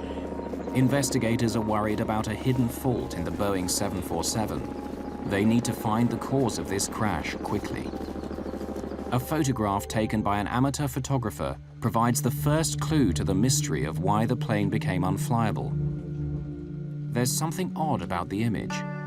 Photographic technicians put it on a computer and work hard to enhance the photograph to sharpen up its blurred lines. Finally, they get a clear enough picture. The whole huge tail fin of the airplane is missing. It's what keeps the plane steady. Since most of the plane's hydraulic fluid lines pass through the fin, it starts to make sense why they lost hydraulic pressure and control of the plane. Then, a Japanese Navy ship steaming across the bay south of Tokyo came upon the plane's tail fin floating on the sea. It's at the very spot where the plane had first reported an emergency. Investigators are now certain that the starting point of the accident must have something to do with the tail of the aircraft.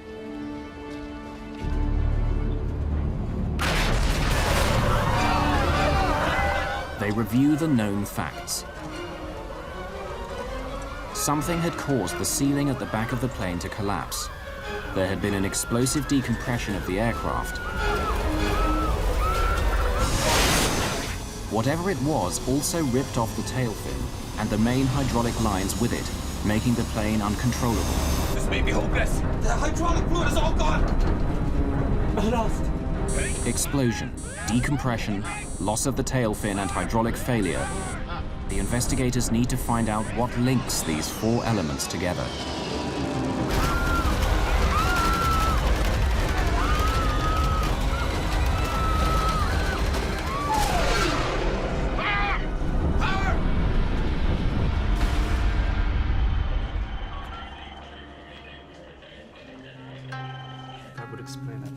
Routinely, the investigators begin by looking back into the plane's history. And they make an intriguing discovery. The plane had been in another accident 7 years earlier. The pilot landed the plane with its nose too high. The tail struck the ground and scraped along the runway. There had been a repair to the rear part of the airplane, including the rear pressured bulkhead. All modern jets, aircraft, when they climb, they have to be pressurized to keep the cabin to a reasonable level for the passengers. So let's take a 747. When the 747 is on the ground, it's actually somewhat oval-shaped. And as it climbs and pressurizes, it becomes more circular. The rear pressure bulkhead is like a huge metal umbrella lying on its side at the very back of the plane. Its purpose is to stop pressurized air escaping from the cabin out through the tail of the aircraft. It must be very, very heavy and strong because the forces are tremendous. They're over 8 psi differential, a lot of pressure. The design of 747 aft pressure bulkhead was what they call a dome. And it was designed to take the pressure with a lot less heavy metal, and it's a typical design. It's a pressure dome. 7 years earlier, Japan Airlines called in Boeing to repair the cracked bulkhead. Boeing engineers spliced a new panel into the damaged bulkhead. But at the accident site of Flight 123 in 1985, Ron Schleid stumbled across a piece of wreckage that unraveled the whole mystery. It was a piece of this new panel that had been spliced into the bulkhead. The repair had in fact not been done correctly. There was only one row of rivets holding that joint together, where there should have been 2 rows of rivets holding the joint together. To explain to the Japanese investigators what he discovered, Ron Schleid sketched out how the repair should have been made and the mistake that had been made. It was a catastrophic error. The rivets were carrying twice the force they should have been. One of the FAA engineers there did some calculations for us based on this earlier repair of the bulkhead. And his theory was if the repair wasn't done correctly, for example, if they had not put the rivets in properly and they only had 1 row of rivets holding the bulkhead together versus 2 as designed, that it possibly would fail prematurely. The FAA engineer calculated that the faulty repair to the bulkhead would fail after 10,000 flights.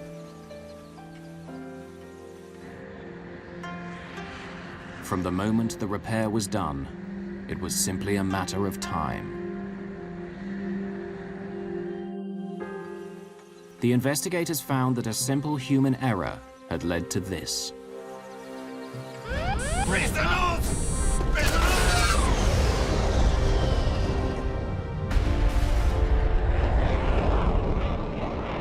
On a summer's evening in 1985, Japan Air 123 lifts off from Haneda Airport. It's the 12,319th takeoff since the repair of the damaged bulkhead, a repair that the investigators calculated would only hold for 10,000 flights. As the plane climbs to 7,300 meters, the air outside gets thinner and thinner, but the air inside the cabin is pressurized for the passenger's comfort. The difference of pressure between the passenger cabin on one side of the bulkhead and the unpressurized tail on the other stretches the bulkhead and its faulty repair to the breaking point. In a test which duplicated these conditions, cracks began to appear and lengthen around the rivet holes until the bulkhead snaps. In an instant, pressurized air from the cabin blows a hole in it 2 to 3 meters square, bringing down the ceiling around the rear toilets. The highly pressurized air blasts its way into the tail fin of the aircraft and simply blows it off. From that moment on, the plane is doomed. The pilots don't know, and will never know, that most of the tail of their aircraft is missing, blown off into the sea below along with the crucial hydraulic lines that allow them to control the plane. It all finally makes sense. Without the stabilizing influence of the tail, and with the loss of ability to control the rudder and flaps, the pilots cannot control the plane. The giant aircraft now oscillates in a terrifying motion called the phugoid cycle. As the nose drops into a shallow dive, the plane gathers speed, which generates lift. The nose rises again, and the plane begins to climb until it loses speed, tips over, and begins to fall again. The whole cycle repeats itself over and over again. Flight 123 is now plunging up and down in terrifying dives, sometimes several hundred meters at a time. It really could be considered a miracle that the pilots were able to keep the airplane flying for 30 minutes or more after having lost all the hydraulics in their flight controls. But it kept circling and eventually worked its way into the mountains, and it became impossible for them to land. There was no real alternative for them at all, except to fly as long as they could and hope for some miracle, which never occurred. Lower the nose. Lower the nose. Yes. Both hands. How about gear down? Gear down! Put the gear down! To understand what the pilots were up against, 4 hand-picked flight crews were placed in a simulator and confronted with the same situation. Not one of them could land the plane. The pilots of Flight 123 managed to keep their plane in the air for 30 minutes, much of it among high mountains. An amazing feat of flying. Back in Tokyo, as the cause of the JAL accident was identified, Ron Schleid had to break the news to his colleague from Boeing, one of the top designers of the 747. The simple truth was that a single row of rivets had been used when a double row was required. And when we described our findings to him, you can imagine this Boeing man became very, very upset. Personally was crying because of the fact that his airplane that he designed and then the people that did the repair, because it was Boeing people that designed and did the repair, had made an improper repair that caused the airplane to crash. The Japanese police wanted to bring criminal charges against Boeing for its part in the tragedy, but the prosecutors decided not to go ahead. Boeing's reputation was damaged, but if they could derive any comfort at all from this tragedy, it was that there was no inherent fault in the 747. The plane continues on to become one of the most successful civil aircraft of all time. However, Japan Airlines, the innocent party, had no such comfort. After I left the scene and came home, it was my understanding that one of the senior Japanese Airlines maintenance managers actually committed suicide. The Japanese Airlines president resigned. The bookings slumped. Rumors abounded in Japan that the airline was indeed guilty and that Boeing was just taking the rap for a valuable customer. It's taken years for Japan Airlines to recover from this experience, the worst single plane crash in history.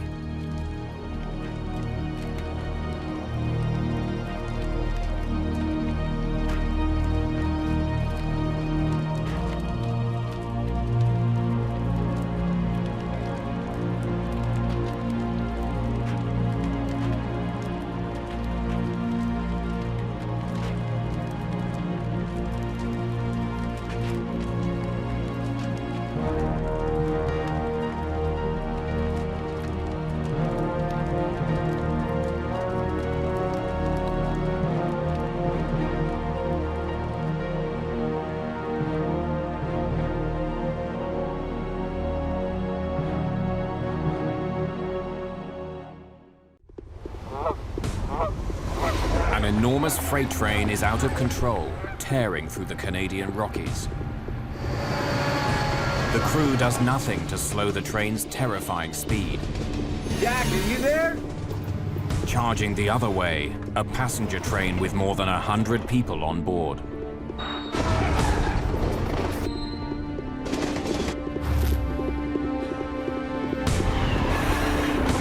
Front end, Jack, come in. Oh my God. Mayday, Mayday! We're doing 90 miles an hour. Out of control. Take a life jacket! Where's the Coast Guard? Don't let go!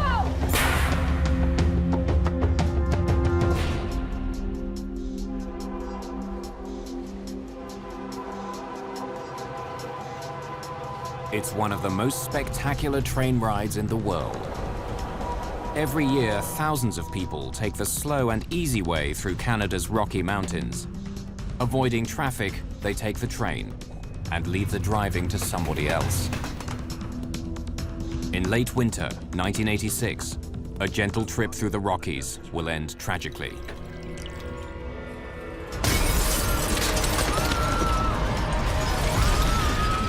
It was like a mini atom bomb. And all of a sudden it ignited. Woof. I'm gonna help you. I can hear the women screaming, you know, to save her baby.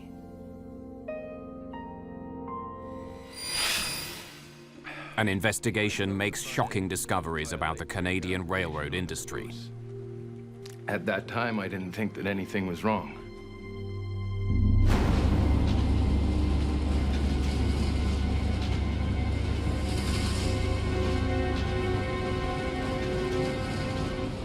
February the 8th, 1986. Spectacular northern lights dance across the sky over Edson, Alberta in Western Canada.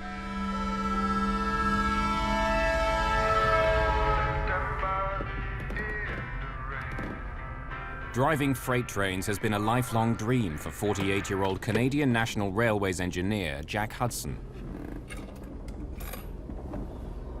But after 16 years on the job, he knows all too well that it can be a grueling career. Because Canadian freight trains travel such vast distances, up to 12 local crews may be used in the course of one cross-country journey. Hudson works a mountainous stretch of track through Alberta, running between his hometown of Jasper and Edson to the east.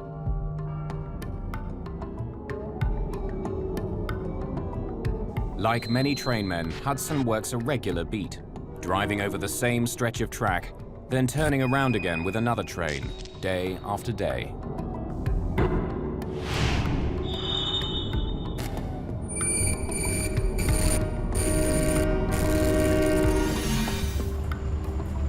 At around 11 p.m. last night, Hudson got off the freight train from Jasper and spent the night here in the company bunkhouse at Edson. Now he's up again after just 3.5 hours of sleep, ready to return to Jasper.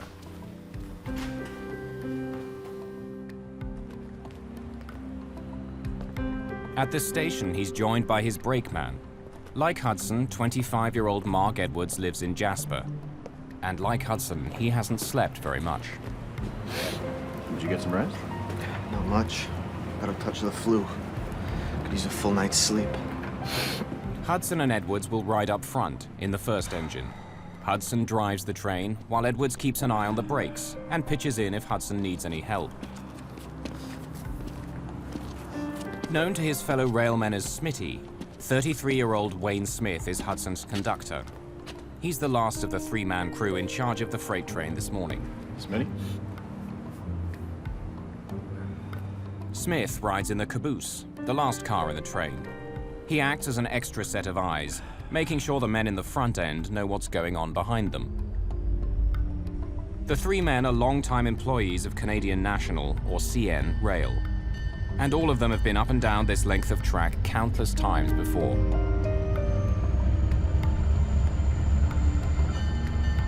The train they're riding today is enormous. CN train 413 is just under 2 kilometers long. The cars are filled with a collection of grain, metal pipes, and chemicals. It tips the scales at more than 11 million kilos. As the freighter rolls into Edson, it slows to a crawl, but doesn't stop. Getting it started again would take time, and the crew wants their trip to begin as soon as possible. Hudson and Edwards take the train on the fly, boarding it as it rolls slowly along. According to CN Rail's Code of Conduct, this is illegal, but it's something crews do routinely.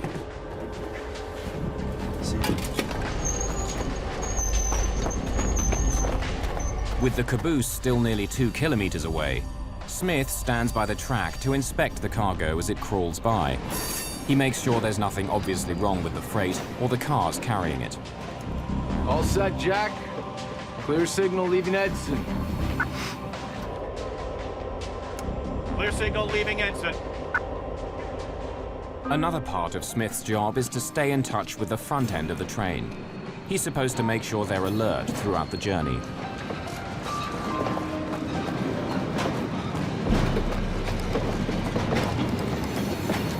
Now, with the caboose pulling alongside the platform, Smith climbs aboard.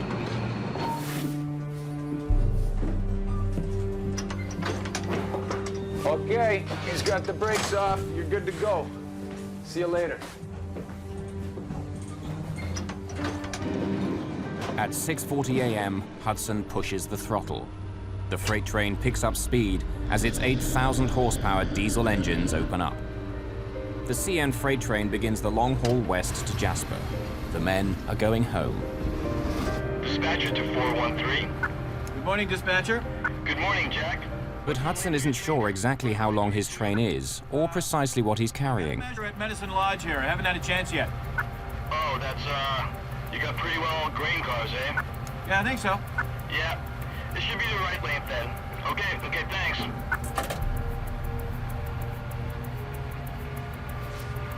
As 413 roars west, a Via passenger train speeds east on the same track.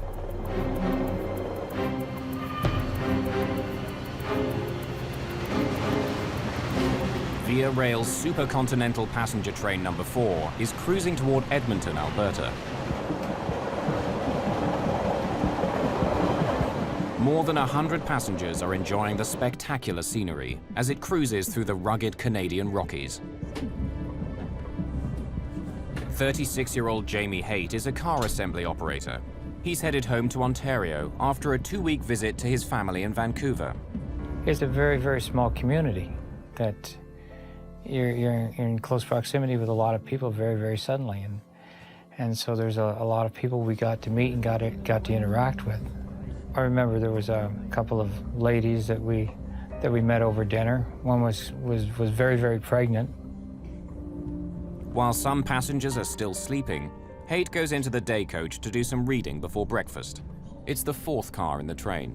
I remember this lady, and she had a little boy with her, about 3 years old or whatever. He was quite in awe, the little child was quite in awe of the scenery. So I sat down in it, and I lifted the shade a little bit so I could get some of the daylight coming in, and I started to read a pocket novel.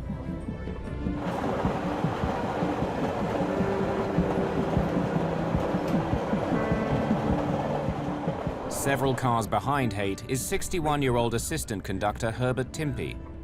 An old hand on the Canadian passenger line, he's been riding this piece of track for 7 years.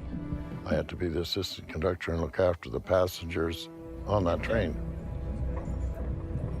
Next stop, Hinton. The passenger train is pulling into Hinton.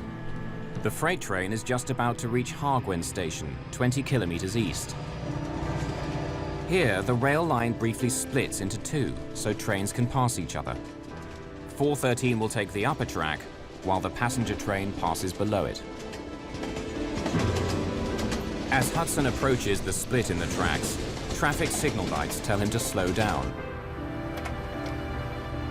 Smitty, we've got an approach limited signal at Hargwen. Next station, Dalehurst, over. Head end to 413, approach limited at Hargwen. Next station, Dalehurst, out. These are the last words these men will ever exchange. A dispatcher in Edmonton sets a switch, and 413 is forced onto the upper track.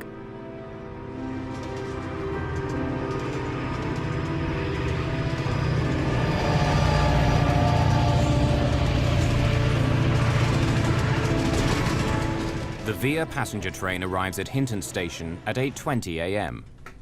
On board, 64-year-old Martin Pedersen settles down to breakfast in the downstairs lounge of the Dome car. He's feeling rested after a good night's sleep. A former World War II fighter pilot, Pedersen has a lot of experience with locomotives. Over the course of the war, he blew up 36 enemy trains in France.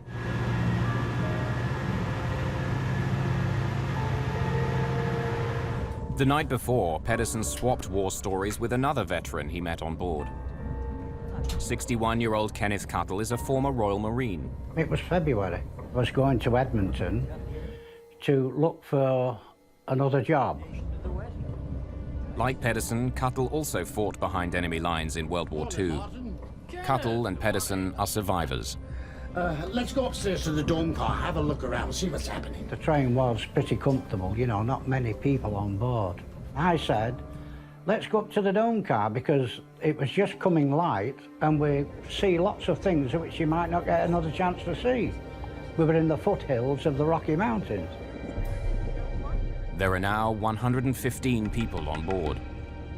But the train will never make it to Edmonton, and the passengers and crew enjoying the early morning trip will soon be fighting for their lives.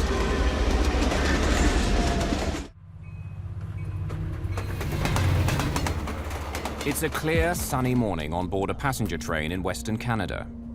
Breakfast is being served as the train rolls east through the Canadian Rockies.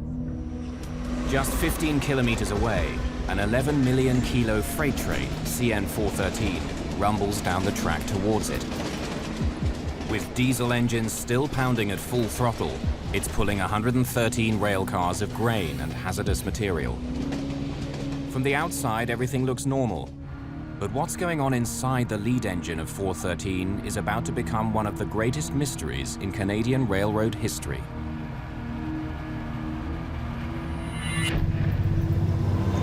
Freight trains and passenger trains often travel on the same track. For short sections, the track splits, so trains heading in opposite directions can pass safely. Today, 413 is on the upper branch. Signals tell the freight train to slow, then stop completely. The signals will only turn green again once the passenger train has passed safely by below. Then the freight train can rejoin the main line.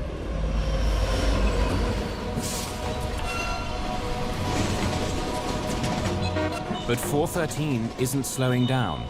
It's now heading downhill and it charges through the warning lights. If it doesn't stop soon, it will return to the main line at full speed, straight into the path of the passenger train. Unaware of the bizarre behavior of 413, the passenger train continues east. Martin Pedersen gets his breakfast. Hi.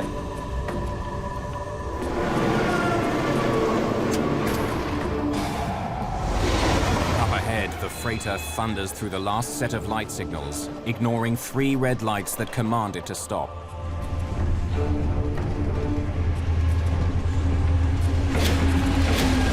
It slams back onto the main line.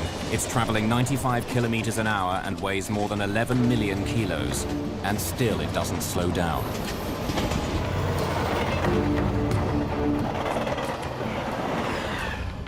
Herbert Timpey sits to relax. Ken Cuttle has a clear view of the railway ahead. I got in conversation with an English guy, and he had his back to the front, and I was looking over his shoulder forward the way the train was going. There was a flickering light in the distance. And not knowing the track layout, I thought, oh, there must be another line, and if it's another train, it's going to go past us, you know?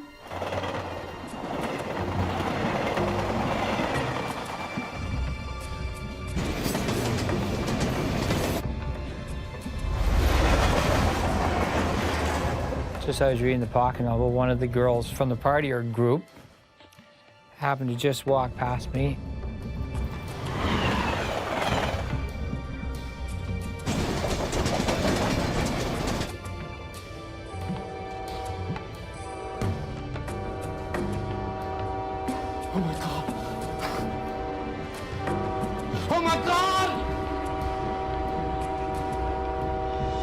And then, boom.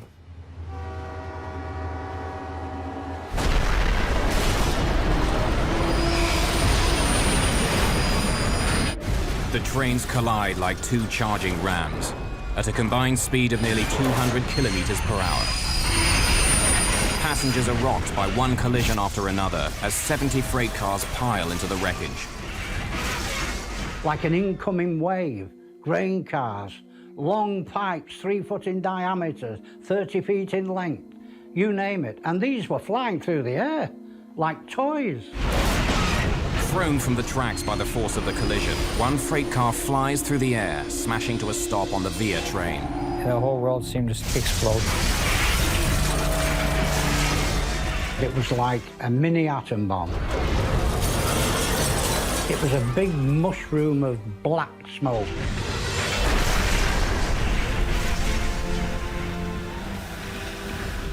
Then, everything was dark. They could no longer breathe because everything was filled with smoke. Oh, I'm gonna die. And the third thing that happened was I just resigned myself to that.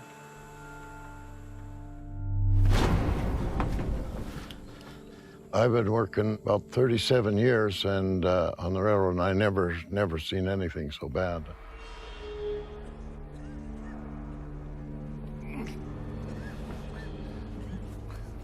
The wave of metal, grain cars, stopped just where the dome car was. If it had gone another 30 feet, it would have covered us as well. In the same car, one deck below, Martin Pedersen struggles to escape. But he can barely see what's happening in front of him. The window beside him shattered during impact, filling his eyes with broken glass.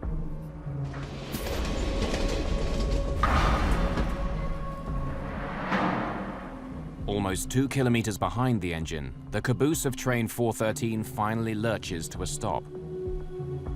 Conductor Wayne Smith sees a ball of fire glowing in the distance, but he has no idea how bad the situation is. Front end 413. I think we're in the bush or we're derailed. There is a big explosion up here, and we have chemicals on the train, so stay away from it. Stay away from the dangerous goods. But all Smith gets in reply is an ominous silence. Passengers continue to struggle to escape the mangled wreck of their train as the smoke thickens. I was trained well in the Royal Marines to survive and to act spontaneously. There was a window at the back of the dome car, and it was all cracked, and I just jumped up on the seat, smashed my head through the glass roof, and shouted, "Come on, let's get out."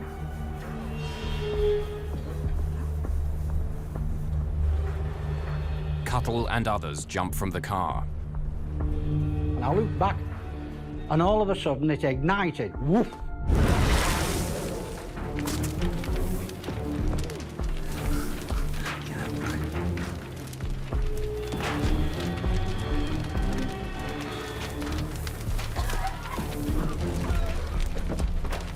Down below in the lounge car, Martin Pedersen also manages to escape. But others aren't so lucky. Many are still trapped in the burning cars, including passenger Jamie Haight. The roof of the coach had been crunched down. I mean, I'd lost my glasses. I couldn't see, I couldn't breathe. And here it was the porter that had been behind the snack bar, had opened up this exit way, and he had vamoosed out through it, and I took off out behind it too.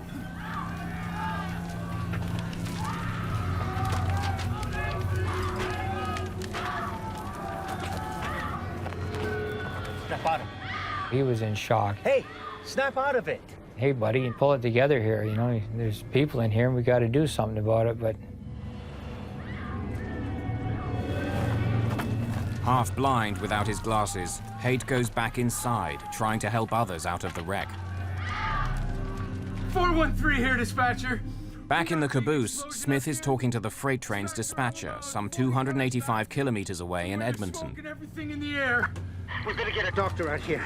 And some ambulance. Herb Timpey, the assistant conductor on the passenger train, can hear the conversation on his radio and breaks in. Passenger coaches all over the ditch. And get an ambulance. And there's a whole bunch of cars on fire. You get that, dispatcher? We need the fire department here very badly. Some coaches are trapped with passengers inside. They're burning. I don't think the engineers lived through this one. It's a real mess. Okay, that's right on the switch at Dalehurst, eh? Yes, I'm gonna walk up there and see if I can be of any assistance. What was the signal at Dalehurst when your head end called it? Pardon me? What was that signal on that signal at Dalehurst? Well, I was calling him for the signal at Dalehurst quite a few times, but I kept calling him and there was no answer. Well, it should have been red on the panel. Well, he must have ran it then, dispatcher, because I could not get a hold of him. I tried and I tried. Okay, all right.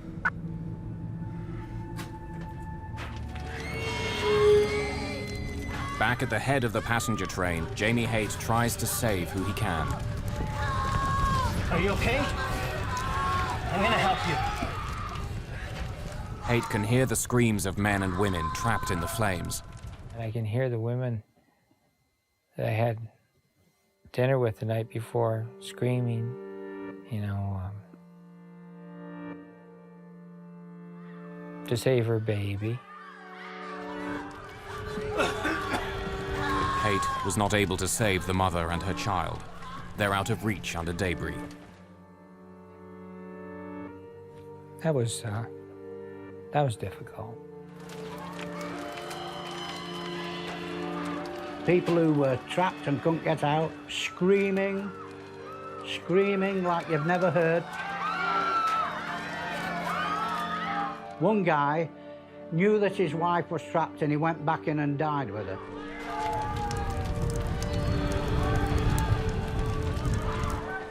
Another woman in the carriage under where we were had most of her leg cut off. James Haight courageously decides to go back inside.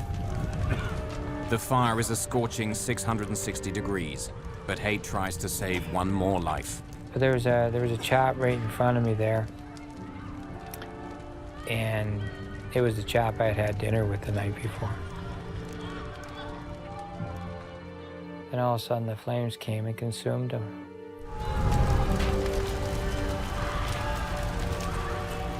He just sat up and rubbed his head, and because there's nothing more we could do for him. Anybody in front of me in that coach was dead. For whatever the reasons, it wasn't my time to go then, for whatever the reasons. Wayne Smith is devastated. He can't reach his two friends at the front of the freight train, and he can't understand what happened to cause such an enormous disaster.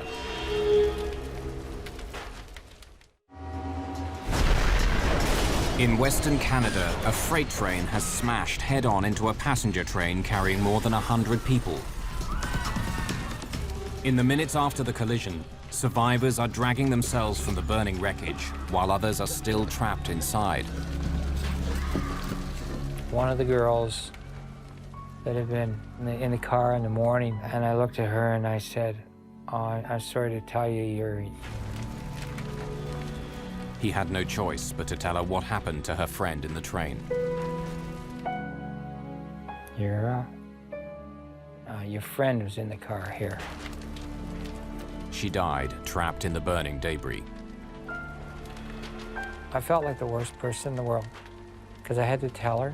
If I could have taken back that 1 second in time to not tell her, you know.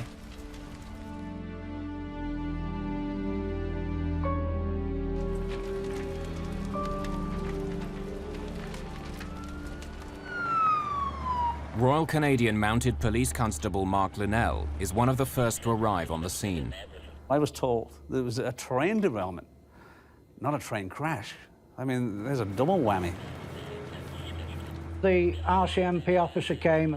He could hardly speak. His mouth dropped open, and he said, "I can't believe what I'm witnessing." It's a horrifying scene. Pictures taken shortly after the crash show utter devastation. I mean, I was just flabbergasted. I just couldn't believe it. And instant. That's quite the thing to see.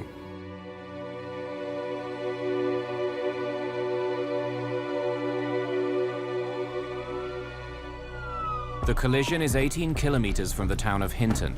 It takes emergency crews some 45 minutes to get there.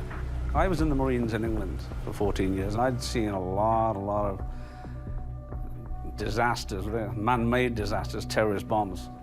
And I thought I'd seen it all. There was a lot of blunt force trauma, of course, flying glass, burns.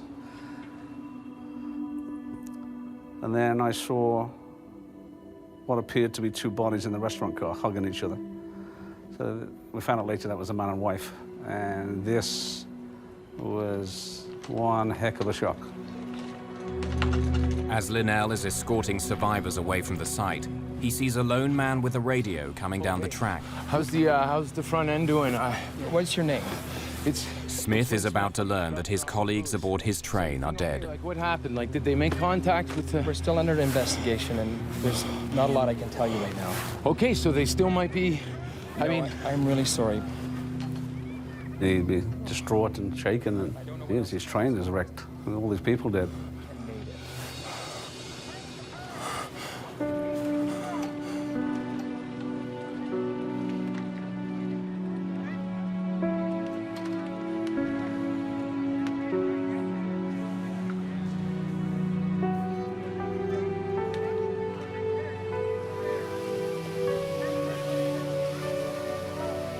The Hinton train disaster is the worst railway accident to strike Canada in 35 years. More than $30 million in property are destroyed. 23 people are dead, and 71 others are severely injured.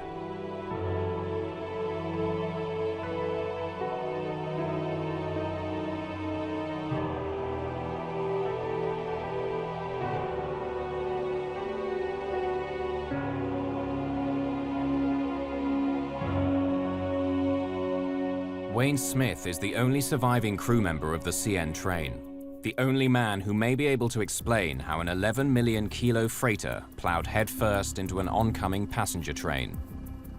What he knows could be critical to unraveling the cause of the disaster. 2 days after the collision, the Alberta government establishes an official commission of inquiry, and the Honourable Mr. Justice Rene P. Foys leads the investigation. Judge Foys is a justice of the Alberta Court of Appeal. It was reasonably simple. I mean, what caused the accident? But it turned out to be a lot more complicated than that because there were no easy answers as to what caused the accident. Freight and passenger trains routinely use the same tracks without incident. What was different this time? Over the next 11 months, Foys calls on 150 witnesses and specialists to help him find out. I think what has most surprised me is the complex procedures, the equipment, the overall complexity that we have to look at in running a railroad and what goes on in running a railroad. While Conductor Smith recovers from the accident, Foys gets to work. He begins by studying the signals that should have told the freight train to stop. If they weren't working, the crew on 413 may not have thought they needed to slow down. CN did a very in-depth test on the signal system, and it was determined that it was performing properly. We went further. We hired our own independent experts to test the system. The switches which operate the signal lights were frozen in position after the accident. Electrical engineer Eugene Couch was hired to read them. Perhaps a mechanical fault in the system had turned them green, telling the freight train to speed through. A fault does not give a positive green light to any situation. So if there was a fault in any control part of the system, it would have forced everything to go to red, which meant the passenger train would have stopped and would have forced the freight train to stop. If a mechanical problem wasn't the cause, there was a more chilling possibility. Perhaps someone set the freight train lights to green on purpose, causing the two trains to collide. Couch dismissed that idea too. To do that would mean that somebody would have to actually go there and really maliciously, change things. And there was no sign of any tampering on any mechanisms. Basically, our conclusion, we felt that the system was sound and was safe. Foys believes the lights were red, but the freight train ignored them. Perhaps another mechanical fault was behind the crash. Well, I was calling him for the signal at Dalehurst. In his statement after the crash, conductor Wayne Smith told Royal Canadian Mounted Police officers that something was wrong with his radio that morning. Because I could not get a hold of him. I tried and I tried. Maybe the front of the train was having mechanical problems, but they weren't able to get in contact with Smith. Joseph Hebert examines the portable radios the crew used. The first test was with the radio that was on the train that was in the accident at Hinton. The radio performed to specification. But even if the radios themselves were working, there could be another problem. Many CN employees claim there are places along the tracks where radio communication is impossible, so-called dead spots. And it's not a dead spot that's there 365 days out of the year. The possibility was also examined and dismissed. Sometimes you can't. Some radios are stronger, some are weaker. The second test done as far as communications between the locomotive and the caboose was done with the same type of radio as was used at the time the accident took place. A field test with that type of radio had satisfactory performance. The evidence was pretty clear, and we concluded that there were no dead spots. One other possible explanation is examined. Natural phenomena, like the northern lights, can also affect radio performance. Got to measure a medicine line. Northern lights can build up very high currents and communications lines. Anything even hooked up to a radio could pick it up. My determination of it was that they were not a factor. If the signals were red and the radios were working, why had the train crashed? Foys examines an ingenious piece of technology, the hotbox detector. Sitting beside the track, hotboxes monitor the temperature of a train's wheels and axles. They also record the speed of trains as they roar by. When Foys and his advisors examine the hotbox data, they make a telling discovery. When the front of the freight train passed the hotbox detector just after Hargwin, it was traveling a little over 60 kilometers an hour. But by the time the caboose passed it, the train was going more than 74 kilometers an hour. Despite the signals telling it to slow down, the train was speeding up. For the last 5 miles, we were able to determine that the freight train was going at least 59 miles an hour, perhaps as high as 60 or 61. There were no brake applications before the crash as well. The crew let the train travel too fast. They did not heed signals to stop, and they never applied the brakes. It all points to a train that was out of control. Why there were no brake applications is difficult to understand.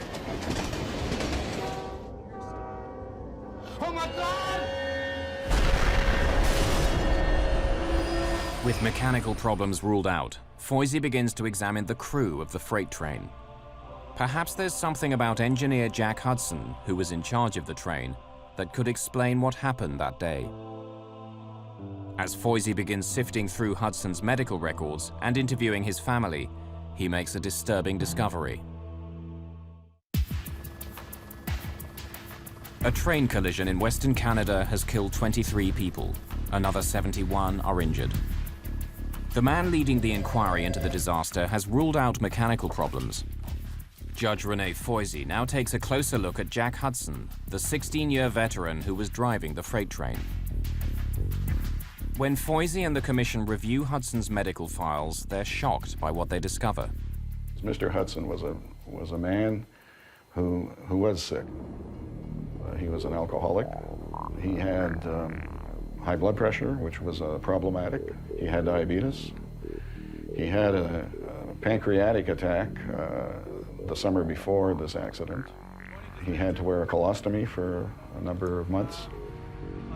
Foys wonders if this long list of illnesses could somehow have led to the train crash. The engineer, Jack Hudson, had been killed outright in the crash and had severe injuries. So we couldn't determine whether there'd been a catastrophic medical event, whether he'd had a heart attack, for example, or a stroke, which had incapacitated him. But we were able to do toxicology, and there was no alcohol or drugs present. He did have a lot of health problems, and he had some problems at home. These problems at home appeared to be on the mend, and that he was not the kind of man who, if he was going to commit suicide, would take 23 people with him and injure another 70, some of them very, very seriously. So we discounted that possibility of a suicide. If it wasn't suicide, if Hudson did have a stroke or heart attack at the controls, why didn't his brakeman, Mark Edwards, take any action? Investigators come up with one plausible answer. Did you get some rest? Not much. Got a touch of the flu. Could use a full night's sleep. Perhaps Edwards had been asleep on the job. Dr. Alison Smiley is an expert on sleep and fatigue. Jack Hudson, he had at the very most, before he went on duty that day, 3.5 hours of sleep. And that is if he slept from the last moment somebody saw him till the moment somebody next saw him again, 3.5 hours. Brakeman said he had a touch of the flu and he'd had 5 hours sleep the night before. Wayne Smith similarly had insufficient sleep, about 5 hours before the collision. As the freight train passed the signals telling it to stop, the entire crew may have been fast asleep. You could work at any time of the day. So one day you might start at 4 o'clock in the morning, the next day you start at 2 in the afternoon. Their hours were so erratic, they were continually in a jet lag state because their physiology was never sort of fully adjusted to any particular working hours. When it comes to staying alert, train engineers face many challenges, including long rides up and down the same stretch of track. The tracks going by one after the other, it's a very soporific situation to work in, and easy to see how somebody, no matter how motivated, could fall asleep. At the time, trains were equipped with safety devices that would automatically stop a train if the engine man died or fell asleep, the so-called dead man's pedal. Basically, the engineer is supposed to keep his foot on the pedal, and while his foot is on the pedal, the train won't stop. If that pedal isn't depressed, then it will, after a number of seconds, give a warning, which is quite audible. And if nothing happens, then it will stop the train. But Foys discovers that for many trainmen, disabling the dead man's pedal is standard practice. One of the excuses that was given by the engineers is that to go long distances, having to keep your foot on that pedal was very uncomfortable. And so that they would sometimes put something on the pedal, a lunchbox or something heavy enough to keep it depressed so that they could stretch their legs. Unfortunately, what was happening, this pedal was being depressed for long, long periods of time. But even if Edwards and Hudson had fallen asleep at the front of the train, and the dead man's pedal was rigged, conductor Wayne Smith at the back could still have prevented the disaster. Almost 2 months into the Foys inquiry, Smith takes the stand. Doctors had kept him from testifying earlier, saying he was too traumatized by the accident. Now, for the first time, investigators will hear Smith reconstruct events on board his train in the moments leading up to the disaster. I was sitting looking out the back of the train from my desk when we passed mileboard 169. That's the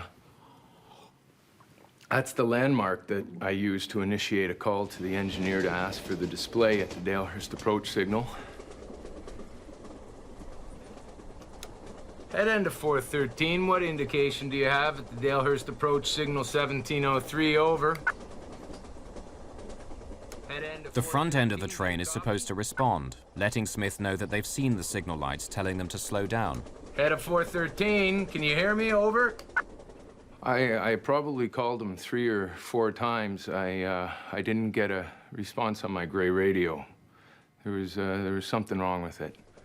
What's the indication at signal 1703? Over. It's a surprising piece of testimony. Foys already knows the radios were working fine. When Smith is asked how fast he thought the train was going before the collision, Foys gets another surprise. I felt the front end give a light brake application on the caboose. Coming around the curve, I felt we were doing a track speed of about 50 miles an hour or less. But according to the hotbox detectors, the train was traveling almost 16 kilometers an hour over track speed, and there was never any application of the brakes. I went to my red radio, and I tried to get a hold of him on it. Jack, how's the Dalehurst approach signal 1703? I was calling him on channel 1 3 or 4 times, and there was no answer, so I tried to get a hold of him on different channels. But once again, Smith's testimony doesn't add up. Foys has heard from other trainmen who were monitoring their radios in the area that day. No one heard Smith call. Smith says he was still trying to contact Hudson when the end of the train raced past signals telling it to slow down. Jack! As an experienced trainman, Smith knows that the next set of lights will likely be a triple red, telling the train to stop. He was getting no answer, and the train wasn't slowing down. An emergency brake cord was in easy reach, but Smith never pulled it. Jack, are you there? With Hudson mysteriously silent, Smith says he does nothing, but continue to call the front end. Front end, Jack, come in. Why, in the circumstances that you've described, did you not pull the brake? I felt the engineer had the train under control. I felt he, in fact, was doing what was necessary to control the train at that point. I never felt at any point in time that I should pull the emergency brake. At that time, I didn't think that anything was wrong. That's the point I make, Mr. Smith, that when there's a problem with the radio, you've been trained over the years to observe the signals. And it would have been the last thing I would have done. He didn't pull the brake, he didn't pull the air because he felt that it hadn't reached that point. Basically, that was his evidence, and I had a lot of difficulty with that because if that point hadn't been reached, when was it going to be reached, if ever?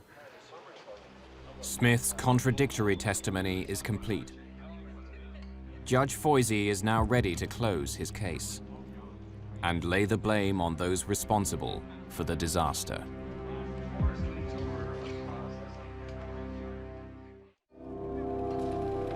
The inquiry into one of the deadliest train crashes in Canada is complete. 23 people were killed when a freight train crashed head-on into a passenger train near Hinton, Alberta. Chief Investigator Renee Foys has explored every angle, from technical malfunction to human error. He's now ready to deliver his report on what went wrong that day. In his 205-page report, Foys parcels out the blame, naming all the key offenders. Foys writes that the train's engineer, Jack Hudson, failed to observe and obey light signals, commanding him to stop his train before it entered the single track. If Hudson was unable to do his job, brakeman Mark Edwards failed to intervene. He also ignored the light signals and didn't brake the train before it entered the single track. Conductor Wayne Smith was guilty too. He had failed to follow operating rules and pull the emergency brake when he couldn't contact the 2 men at the front of the train. In a statement to police, he had even suggested that he thought they were sleeping. Said that my head end was asleep. Do you recall making that response, sir? Yes, I do. With so many contradictions in his testimony, Foys rules that the conductor's evidence is unreliable.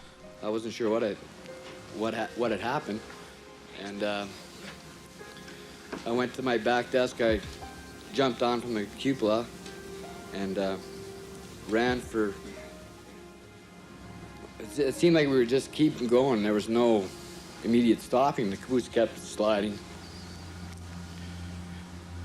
Instead, Foys emphasizes that Smith, like Edwards and Hudson, was dangerously tired that morning. I just wanted to get home, actually, at the time. But the crew aren't the only ones Foys blames for the accident. According to the Foys report, Jack Hudson may well have had a stroke or heart attack before the collision.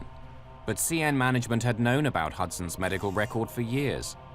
He managed to accumulate, I think it was 40 or 50 demerits, and at 60, you're fired.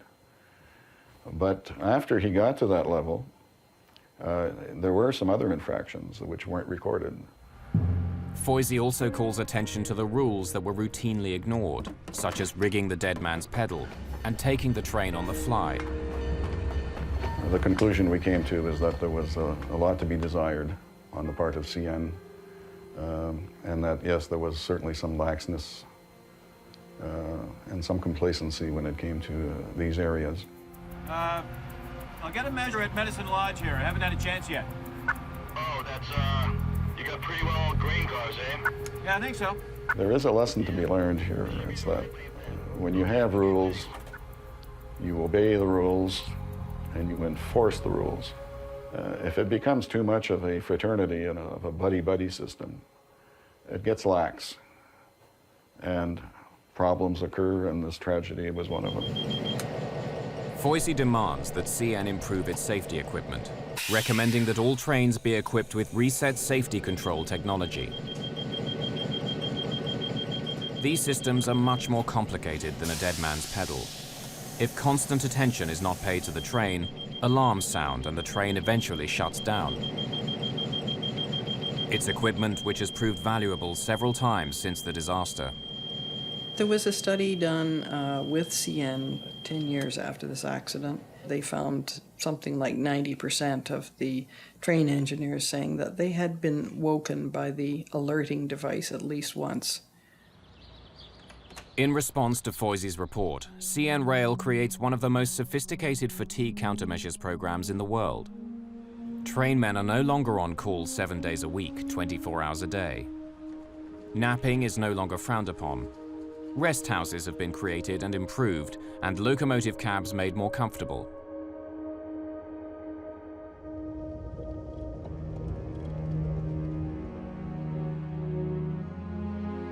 For the victims of the Hinton disaster of 1986, changes to Canadian railroading come too late. I still remember the people that were killed in the accident and good friends I had on the railroad. And that's really, it does bother me. It's 20 years nearly. And I'm still going strong. Very lucky.